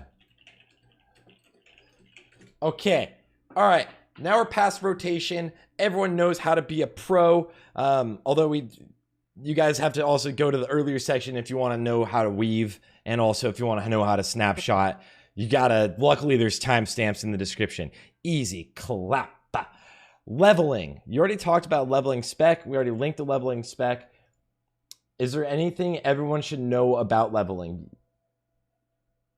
I had more to say, and then I was like, I'm just gonna let you guys talk about it because I was like, oh. Let's start with you, Jroo. Anything anyone should know about leveling? What should they focus on? And yeah, I kind of have a really lame leveling opinion. My opinion is if you only have a set certain amount of hours you can put into WoW and trying to get better at the game, or just playing the game, I'm not putting those hours into leveling. I'm just gonna level the best I can without putting prep in, and that's what it is. And then I'm gonna focus on, like I've been focusing on the beta, just like Ouro. I've been focusing on looking at logs, trying to see like how I can get better at the game, right? Like if I only have 20 hours a week to put into WoW or whatever, I'm not putting any of that into like quest prep. That's just me personally. Like if I'm not going to go for like a realm first server, whatever, right? Like to me, it's kind of like whatever, right? Like I just play the game, hit 80, and then go from there. But Ouro, how do you feel with about how leveling? with how they changed it, so there's 10 days between release and max. There's definitely like no reason, in my opinion, besides maybe if you're trying to get more badges, to like go super super hard. I was with my guild in a group that was supposed to be trying to get like first 80s, and then I got switched to another one, and then my desire to do like quest prep went down drastically. So like now I've like half done. So yeah, Yeah. it's not something that I prioritize at all. But with regards to like specs, like if you want to do quests, go Feral Spirit in my opinion. But if you're in like a try-hard group, I want to say Fire Nova build is like broken. It's too good not to use. Yeah, it seems like it's impossible to run a dungeon group build without, or dungeon group spam without that Fire Nova build. Rugs, are you same opinion? Yeah, I mean, if you're questing, you should probably grab as well the improved Ghost Wolf talent. It's probably worth just for moving from quest to quest. I also like just for mana reasons and assuming you're not max level, if you are getting wolves, like Ouro said, you're not going to have improved Fire Nova. So spend the extra talent point. You can just respec later on getting 2 out of 2 improved Storm Strike, help your mana out a little bit, and get the minor glyph for your Ghost Wolf as well to regenerate health. So you just go like Ghost Wolf as often as you can, just helping regenerate and there. sprint. Yeah. But minor stuff, really minor stuff. Yeah. And again, there other than getting some of your tier pieces, tier 6, there wasn't like much to focus on, at least for now, to grab beforehand to focus on to help you out with leveling too much, right? Right. All right. Not lastly, we're getting there though, guys. We're fucking deep in Shaman. I'm loving Shaman, by the way. This is one of my favorite one. This is my favorite melee one we've done so far. Yeah. I think the Simonized one is really Oh good. yeah. Yeah. Okay, never mind. Your guys aren't my favorite. If anyone hasn't That seen one was that, go pretty watch lit, it. bro. That rogue It's one's lit. amazing. Yeah. And The Feral one was legendary. Yeah. Flower weaving, wrath shifting, That and barrel one obviously was so bear cool. weaving. Yeah. Oh my god. Races for Shaman. I guess this is really easy, right? Like for Alliance, you only have one choice, and for Horde, is there Abyss race? Is it defined, or yes, no, Schmork? Orc for sure. I think Troll's Wha- fairly close. Like if you want to go Troll, just go Troll. I would not go Tauren. But even if you did go Tauren, keep in mind that like a BM Hunter buff in TBC is probably more damage, 3%, than the difference between Tauren and Orc. Or it's at least close, right? So it's like you can still parse a 100 with a 1 hunter 3% 's double pretty warrior group, you big. know what I mean? Yeah. No, it's huge. No, don't get me wrong. I'm just saying, Yeah. like, unless you're like, if you're like, oh, like I'm semi-hardcore, but I really don't want to re-roll, I would not. Is what I'm Yeah. saying. But it's yeah. So Orc is best, and then Troll, and then Tauren. yeah. And the reason for Orc is because of the expertise component. Your feral spirits get more damage because of the pet. And also on top of that, mental quickness with Blood Fury is just insane. It's 322 AP and then 260 spell power. It's kinda, Wow. It's kind of cracked. Cracked. It's like it's its own trinket, right? So Yeah, Blood Fury is so strong, but the haste from being a troll not nearly as big.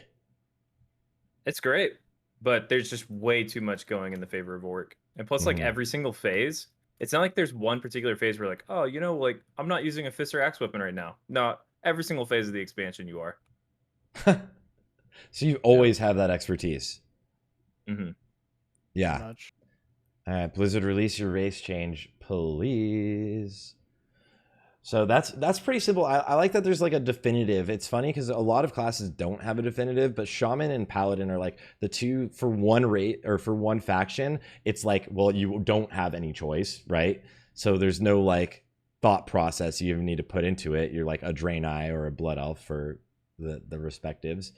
And then like there's one, it's like it's just Orc, dude. Your feral spirits get buffed, and that trinket proc from Blood Fury is so nice. And that's got to be so nice on overall. You can use it more often than any of the other ones, right? It's a 2-minute CD, so it's up, and you can actually use it on trash instead of trying to save it directly for bosses. And you can use it with your snapshot, which is I guess you could You don't- troll with your Healhance. That's probably it. You heard it here, dude. He said it. He said it. Where's the It's bingo about that card? time. It's about that time. Healhance. Give it to me. Is it good? Is it bad? Should we even? Do you want to talk about it, Rose? Do It, you want to mention it? Yeah. There's no other topics left. You might as well. it's wonderful for dungeons, and all it is enhance. It's just enhance. It really is. All I did was change some gear around and messed around with a few different things. Sure, the spec looks a little different, but it's basically the exact same thing as enhance. Yeah, it's totally good. It's totally doable. Just don't be bad at the video game. Make sure that you keep your friends alive. In raid, you think? In raid, it's terrible. No way. So it's just for dungeons. Only for dungeons. I did it in raid on beta, It felt horrible. I'm sure there's gonna be a few guys out there who probably saw the video and thought, "This is fun. I'm gonna try it in a raid," and I'm sure they can have some fun with it. Maybe in a 10-man where they're getting like hard carried by another healer who's doing like all the heavy lifting. They can like pretend like they're helping. But it's really not like a raid thing. It's only meant to help you clear dungeons faster. You just need Valnir, that's it. Yeah, I'm not gonna lie. Like, during pre-patch, there were times we had no healers around, and my guild's like, we need something to heal. Like, the tanks are taking no damage at all, and I'm essentially DPSing the entire time and like throwing out a chain heal like once every 20 seconds. So you're a Healhance Exactly. Practicality, man. Practicality. Nice. You like it? Yeah. Is it fun? I mean, I got my goals done, right? So I was able to do the heroic and get out of there, and didn't have to wait for a healer. So that's actually nice, like the flexibility, the ability to just be like, yeah, you're not stressed about getting a healer. Heroics are really simple. Tanks don't take a lot of damage, and you can just go in and heal it. Like, you don't need to be like upset about like the stress to find a healer, which can absolutely be a thing. That's exactly what bothered me on the Ret podcast that I was listening to, is y'all were talking about Ret Holy or doing like the Ret stuff about like, you know, healing as a Ret in a dungeon, and all of you agreed like, oh yeah, it's not a thing, it's not worth it, it's not good. What? Like, I I think you just agreed because you were being nice to your guests, but your guests did not think that Ret Holy or healing as Ret in a dungeon was a thing that should be done, and they were hard against it. It's like, dude, what does it matter? Like, tanks aren't taking damage. Like, you can easily just go in there and like, yeah, call yourself a healer, assign yourself that role, but just do damage. Like, don't take a full-on healer if you don't have to. Yeah. It's just like forming groups. Let's be realistic. The group finder in Wrath is not like that dope. So like finding a healer is going to be a stress for a lot of people, realistically, right? It's not easy to always find a healer. Sometimes you're going to be like fighting forever. And it's the same thing with the tank, but I think we're going to have a lot more tanks than healers for some reason. It just seems that way. So like if you can, why not, right? Like it's simple to do. Exactly. Especially later down the line when there's more gear and you're trying to do heroics on ults, right? There's going to be less healers and it's just a practicality thing. Like, I don't like healing. I played it in original vanilla and I hate it now, but like if I gotta do it, you gotta do it. Yeah. Just quickly to note, there's no like Shaman class Discord guy here. Not that me and Ouro like don't go in the Shaman class Discord, but, like, you know, the top guys or whatever. This is what they have for their like Healhance build. I just thought I'd give that like a quick shout out. I don't know if I would not personally recommend that. Wait, not that it's what? bad. Like if you don't have the gear, then maybe, but like I personally don't think that's worth it at all, right? I think and from beta experience, when I've done Healhance and not been quite good at it, you can easily heal heroics with, as long as you don't have like complete dog gear. That's their recommended build. That's a very safe build. And I think Rugs might have a little bit of a better build than that. Yeah, Rugs, look at Rugs' face. That's crazy. I had no idea any more development was happening on the Healhance because front. they were just flaming you the entire time for it. I don't like this. It's funny that they had one.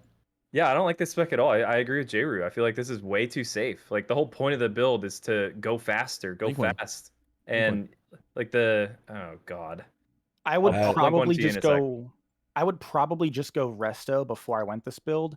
Not that like I don't think the build's awful. I just don't like value that middle ground. I would either just go the spec that Rugs has in his YouTube video, which is essentially just enhanced but with a few points thrown in resto, or I would just go resto. And that's that. Yeah, they're missing out on feral spirits and practicality of like actually like going through a dungeon like really, really quickly, which is again the whole point. Like the spirit walk from Spirit Wolves is huge. It's not only like helping you move through the dungeon faster, but it keeps uptime, and you need to have uptime on all these like trash mobs. Otherwise, you're not going to get the maelstrom stacks up to heal to actually do your job, and you're going to go And so like that's a huge part. Is like having Spirit Wolves. To me, I mean, the build that they have is, there's nothing inherently wrong with it. It's just overly safe. So Healhances, figure it out, dude. This is deep. This is deep, and you're losing a lot of damage. But I obviously have no real opinion because I'm not the Enhanced boys. So it's good to know that you Healhance guys is both feel the fun. same-ish. Ouro's biting his lips. Because, like, I'm not saying it. I mean, like I said, it's practicality. Like, I'm Yeah. not an expert. I did it once on pre-patch, so I didn't even play it at 80, so... Mm-hmm. All right. Then I will link this I'll link Rugs Healhance video right there. Shout out That Big was- Janet in the chat. Big Brain Enhance, who I was trying to get on, but I didn't give him early enough notice. Actual Yeah. big TCer right there. Shout out. Well, Yeah, leaving actually, Healhance out. he is. Nijanan has a really good. He put out like a really good FAQ in the Shaman Discord. Like, if I was gonna look for one place for really good info without having to like delve super deep, I would go to the Nijanan FAQ in the Shaman Discord, and I would also go into Ouro's Discord. I know we kind of talked about that earlier, but I figured to say that again for people who are new here. Yeah, those are the places to grab all of your information and theory crafting. Let's go. I love that, dude. It's honestly, this class seems so fun. I'm really glad that there's all of this theory crafting going into it. The whole weaving thing is amazing. Is there any sort of gold farms that you can do as an enhanced shaman? Anything that like they would excel at more than anyone else? I'll take the silence. Yeah, so when it comes to that, at least what my plans are for gold is just have a GDKP character, let's be real, but that's just me. Yeah. That's like that's literally always my way of farming gold is like have a GDKP character. And that's a really good point. I mean, like, to be fair, they are really great for GDKPs because, like Jroo said at the top of the call, like, they don't need to buy greatness, so they are just in general really affordable alts. And so you're able to go in and purchase a lot of gear that like not many people are bidding on to begin with because a lot of it's going to be mail, for example. And like Wraith Strike, like no one wants. That's like your straight up BiS phase 1 and lasts you a long time through World War II. Like, just there are obviously going to be some pieces like Dying Curse. Yeah, you're going to have to pay a lot for Dying Curse. And there's going to be other items similar to Dying Curse eventually, but it's a pretty affordable alt. There's a lot of blue bars lying around too that are not getting played because of the 6 shaman meta. I know plenty of people who have just level 70 shamans just lying around now, so That would be the one like hesitation I'd have about like dedicating myself to having as Enhance as my GDKP alt is that I'm assuming a lot of people are going to have shamans as alts. Not that I still think it is a really good GDKP alt. It's just I don't think there is like a GDKP alt that guarantees you a spot in a GDKP like there was in Shaman and TBC. Not that that's related to the podcast, but I just threw it out there. So it's probably gonna be like, I want to say the most. What I'm just curious what you guys think. Like the most wanted class in a GDKP, like Death Knight, obviously super easy to stack. There's gonna be a bajillion of them though. So like, will you get a spot? Not as easy. Warlock always been stackable. Also going to be a lot of them, but maybe not as much. That might be. And then like you could also stack Rogue pretty easily. What do you guys think is like the class that would make it easiest to get into a GDKP? And So chat, what do you guys think? Yeah, I see a couple of combat rogues. Yeah. in Nax, the content is extremely easy, but later in the game, I feel like people are going to just bring good players regardless of what class they are. Like, so if you're a DK player that's just really, really good at the game, you're going to get brought over people who really aren't. So I think the biggest thing with GDKPs is being good at the class, and on top of that, having connections.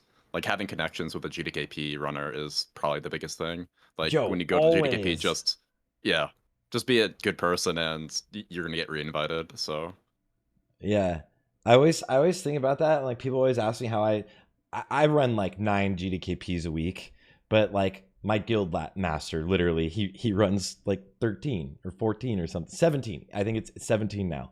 So it's like if you just know the right people, you're always going to be invited. Like you can always get that spot. And starting out, it's never that way, and you kind of like have to earn your spot and then just like be reliable, right? You always have to like show like I have 10,000 gold or whatever. I don't buy anything, dude. I'm the cheapest. It's the best gold farm in the game, though. There's nothing like it other than like the Rogue Karazhan farm is pretty nice, but yeah. I think boomkins are good for GDKPs too. They're not super try-hard. Like they're very laid back and you're blasting and they're Relatively needed. easy So to blast on as well. Yeah, Yeah. exactly. That's a similar vein to rogue, like rogue single target rotation. You're just like, this is not. I'm not worried about like stressing about like my any brain power right now, right? Well, is Ellie Shaman? I don't know. Someone says Ellie Shaman. I don't know. Hey, talk about it. I mean, that's the next episode. We'll talk about that in a little bit. Yeah. Then no world would you bring? I don't think you'd bring an Ellie over an Enhance. There's no reason to. I mean, if you don't have a demo lock, yeah, but who's not gonna have a demo lock, right? Yeah, a demo lock is like standard, right? It's necessary. Yeah. So if you have a demo, why would you bring an Ellie over an Enhance? You know. Mm-hmm. Even more so, I mean, I guess you could bring one over Resto, but I don't even know if you would do that. I feel like Ellie would be the last of the 3 to bring. Yeah. Speculation. Mm-hmm. Oh, I love this part of the stream and Well, the I do bot love in the Ellie. background. Ellie is a lot of fun. Ouro gets donated $50 in the middle of the poll for Thaddeus. And then misses the jump. No, I missed. No Did shot. you miss the jump, dude? Yeah, I've nobody never misses the missed it. jump. I've never missed the jump my entire life, okay? I'll have you know. Me neither. Me neither, dude. Okay, it's never happened. Man. Don't worry, you guys will have rocket boots or nitro boots on, so you won't do it when the real game's out. It'll hold your hand for you. Imagine. Fucking imagine. God, I'm never gonna live this down, man. You really won't. It doesn't help that you die. You fell twice in the same fucking. I don't know what you're talking about. That's no. I don't know what you're talking about. I wanted to quit the game. Happened. Yo, I if you literally ever miss wanted that to again, quit the game. Holy shit! It's good. You're gonna miss it again for some reason. I don't know what's No, gonna happen. I'm You're gonna have not, like, dude. no, bro. I was in Max speedruns forever. This was the only time it's ever happened, and it happened twice. I was a fucking bot, dude. Okay, cancel Sarthe. All right, God. You're gonna like use boots going to the fight, and then you'll start the fight, the first phase, and you'll like forget or something and misjump it. And I can't wait. It's gonna be so fun. I'm gonna be yeah. I'm literally gonna be like doing a GDKP on like some random class and like talking to chat and like looking over this way, and then it's gonna fucking happen. I'm just gonna cry, man. I'm gonna cry. Well, anyways, is there anything else you guys want to touch? Did we miss anything for Enhanced Shaman? This is really in depth, and I love it. You guys are fucking absolutely a wealth of knowledge, and I'm so hyped to have you on, because like we've just started playing together now that we're playing together on the beta and stuff, and that's been like super fun. But I think you guys are all amazing, you know. So, is there anything we missed? If not, where can people find you all and find your stuff, your content, and closing opinions? Boom, Jroo, go first, because you're up top. You're there. I don't know what I would call this hairstyle, by the way. Get milk. I've gotten a couple of hairline comments. Apparently, I don't know. My hairline seems fine to me, but you know, I guess the viewers have to decide. Anyways, though, closing comments. My twitch.tv/JrooXD is where you can find me. I also have a Discord. I guess I can like, it's not really like anything special, but if you wanted to like join it and like ask me something, then like, you know, that would probably be the place to go, and you can DM me or ask me something on one of the channels in there. Yeah. Other than that, you know, I'll be pumping in progress. Like I said earlier, excited for it. Will Jroo get world fastest, world first Nax Rammus?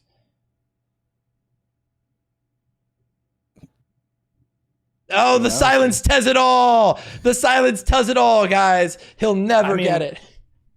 You know, it's whatever, you know, I'll do whatever is best for the guild, you know. And will you beat Chairlock? Ooh. No. Chairlock is just the, you know, Chairlock's the best chair I've ever played with. So. All right. Rugs, my boy, my man. Tell the people where they can find you. Any closing statements? Yo, closing statements. Just want to say, like, if you want to play melee, and the whole point of playing Wrath for you is just to have the most amount of fun in raid, just play Enhance. They are just easy plug and play, high skill ceiling. You're gonna love it. You can find me on Twitch, twitch.tv/RUGSZ. I'm Rugs on YouTube as well. I also have a Discord, and yeah, I'm super excited. I play in a guild called Fusion with Crix and Sarthe and a bunch of homies, and yeah, mostly maining Feral and DK, but also will be playing Enhance. Yes. I just want to say to make sure you check out the Enhance Discord and your one-stop shop for everything Enhance related, as well as Ouro's Discord, where everybody keeps redirecting for more Enhance stuff. So I assume that's an amazing place for more Enhance stuff. I don't know about, there's another Enhance Discord, but I don't know if it's like Chad Enhancement or something. I don't really know much What about is that. there? There's a Chad Enhancement Discord. Yeah, I don't haven't know about that one. I think I ended up leaving it just because it like the activity. I think it kind of like you know, the activities died down a significant amount since whenever it was first made. But yeah, the Enhance channel and the other one seems like they know what they're talking about for the most part. Handful of them, so that's a good place to check it out. Or just bug Ouro on his stream. He streams every day, I assume. And Jroo, get it. Next Will week this survive BiS for yep. Enhance? Next Wait, up, deep Ouro. dive's coming up. Oh, go ahead. Ouro, sorry for interrupting you, Crix, but You're good, Ouro, my boy, finally have you on the podcast. Love you, dog. We've been playing a lot we did play a lot on the beta. Now, obviously, not so much. But closing arguments, statements. My girlfriend's a lawyer, and I've been like having those chats after work with her after stream right now, and like she's been like drilling in like law talk to me right now. You're so cute. Oh my god. But yeah, any closing statements? What are your last thoughts? Anything you have to say for Enhance, and where can the people find you? Closing statements, just gotta say love you all. Thank you for bringing us on here to talk about enhancement. I think there was a lot of misconceptions about the class. There's a lot of information that was just misinformation, if you ask me. So I'm very happy that you brought us on. In terms of where you can find me, twitch.tv/justouro. Here's my Discord. Have a guide there for everything enhancement. But yeah, love you guys. Thanks for having us. So all we have left is I would like to do Ellie next and then Hunter. I'm gonna reach out to find some Ellie people. It's actually kind of hard to find elemental big brains because I think nobody's playing the fucking class. About I have a Hunter. I'll text it's Veramos and Veramos. Well, you're the Hunter guy, so you can pick whoever. But I know Veramos is going to be on there. If you need if you need another one, then go with him. Nibs, I've got a list of a couple Ellies that haven't come. So I want to do Ellie next, and then Hunter, and then Warlock, and then Warrior, and then tank deep dives, and healer deep dives. The tank and healer deep dives will be a tank. I'm going to grab like a bear, blood DK. You get it, all 4 tanks, and then I'll have separate. I think we're going to do a separate episode with them as well. I want the healing. The tank deep dives and the healer deep dives are a big deal, and they'll be longer, but I want to make sure all the information is out for each of the classes, and I don't want it to be like you grab the 4 tanks and we have a 3-hour episode, a 4-hour episode about 3 of the tanks, but then like 1 tank didn't talk that much, and I don't want that to happen. So if that doesn't go the way I want, then we'll have just a solid episode of just blood DKs, and just prop pallies and so on. Same with the healers, because we purposely left them last because the majority of the community plays DPS classes. That's why we went DPS first. Yeah, and it's just so fun. I'm a shill. I'm like, DPS classes are so sick, dude. Yeah, it's not hard. It's not hard to find hunters, big brains. It's not hard to find warlock people. The warrior one, I've reached out to a couple people, and then the alley one as well. And then any kind of episodes where we get a lot of conflicting information or like, more or less complaints about it, I want to do something else again, like another shorter one on it, right? So far we haven't got too many. We had a couple DK ones, but I think that doesn't matter. The information's out there. That's it. Yeah. I don't care about hurting people's feelings about being on here. I don't care. We just want the information out there, the proper information. So far, it feels like we haven't got too many complaints about the information. Yeah. Thank you guys all for watching. Thank you guys for being here on the show with us. Really appreciate it. Thanks for taking the time out of your day. Thanks for sharing your fucking wealth of knowledge with the world. I'm going to have so much more practice to do with Enhance, and this is so hype. Let's go. We will upload this to YouTube, and we'll send it all to you guys. Tomorrow, 8 p.m. Well. We'll go live with it. 8 p.m. Pacific, so 11 p.m. Eastern.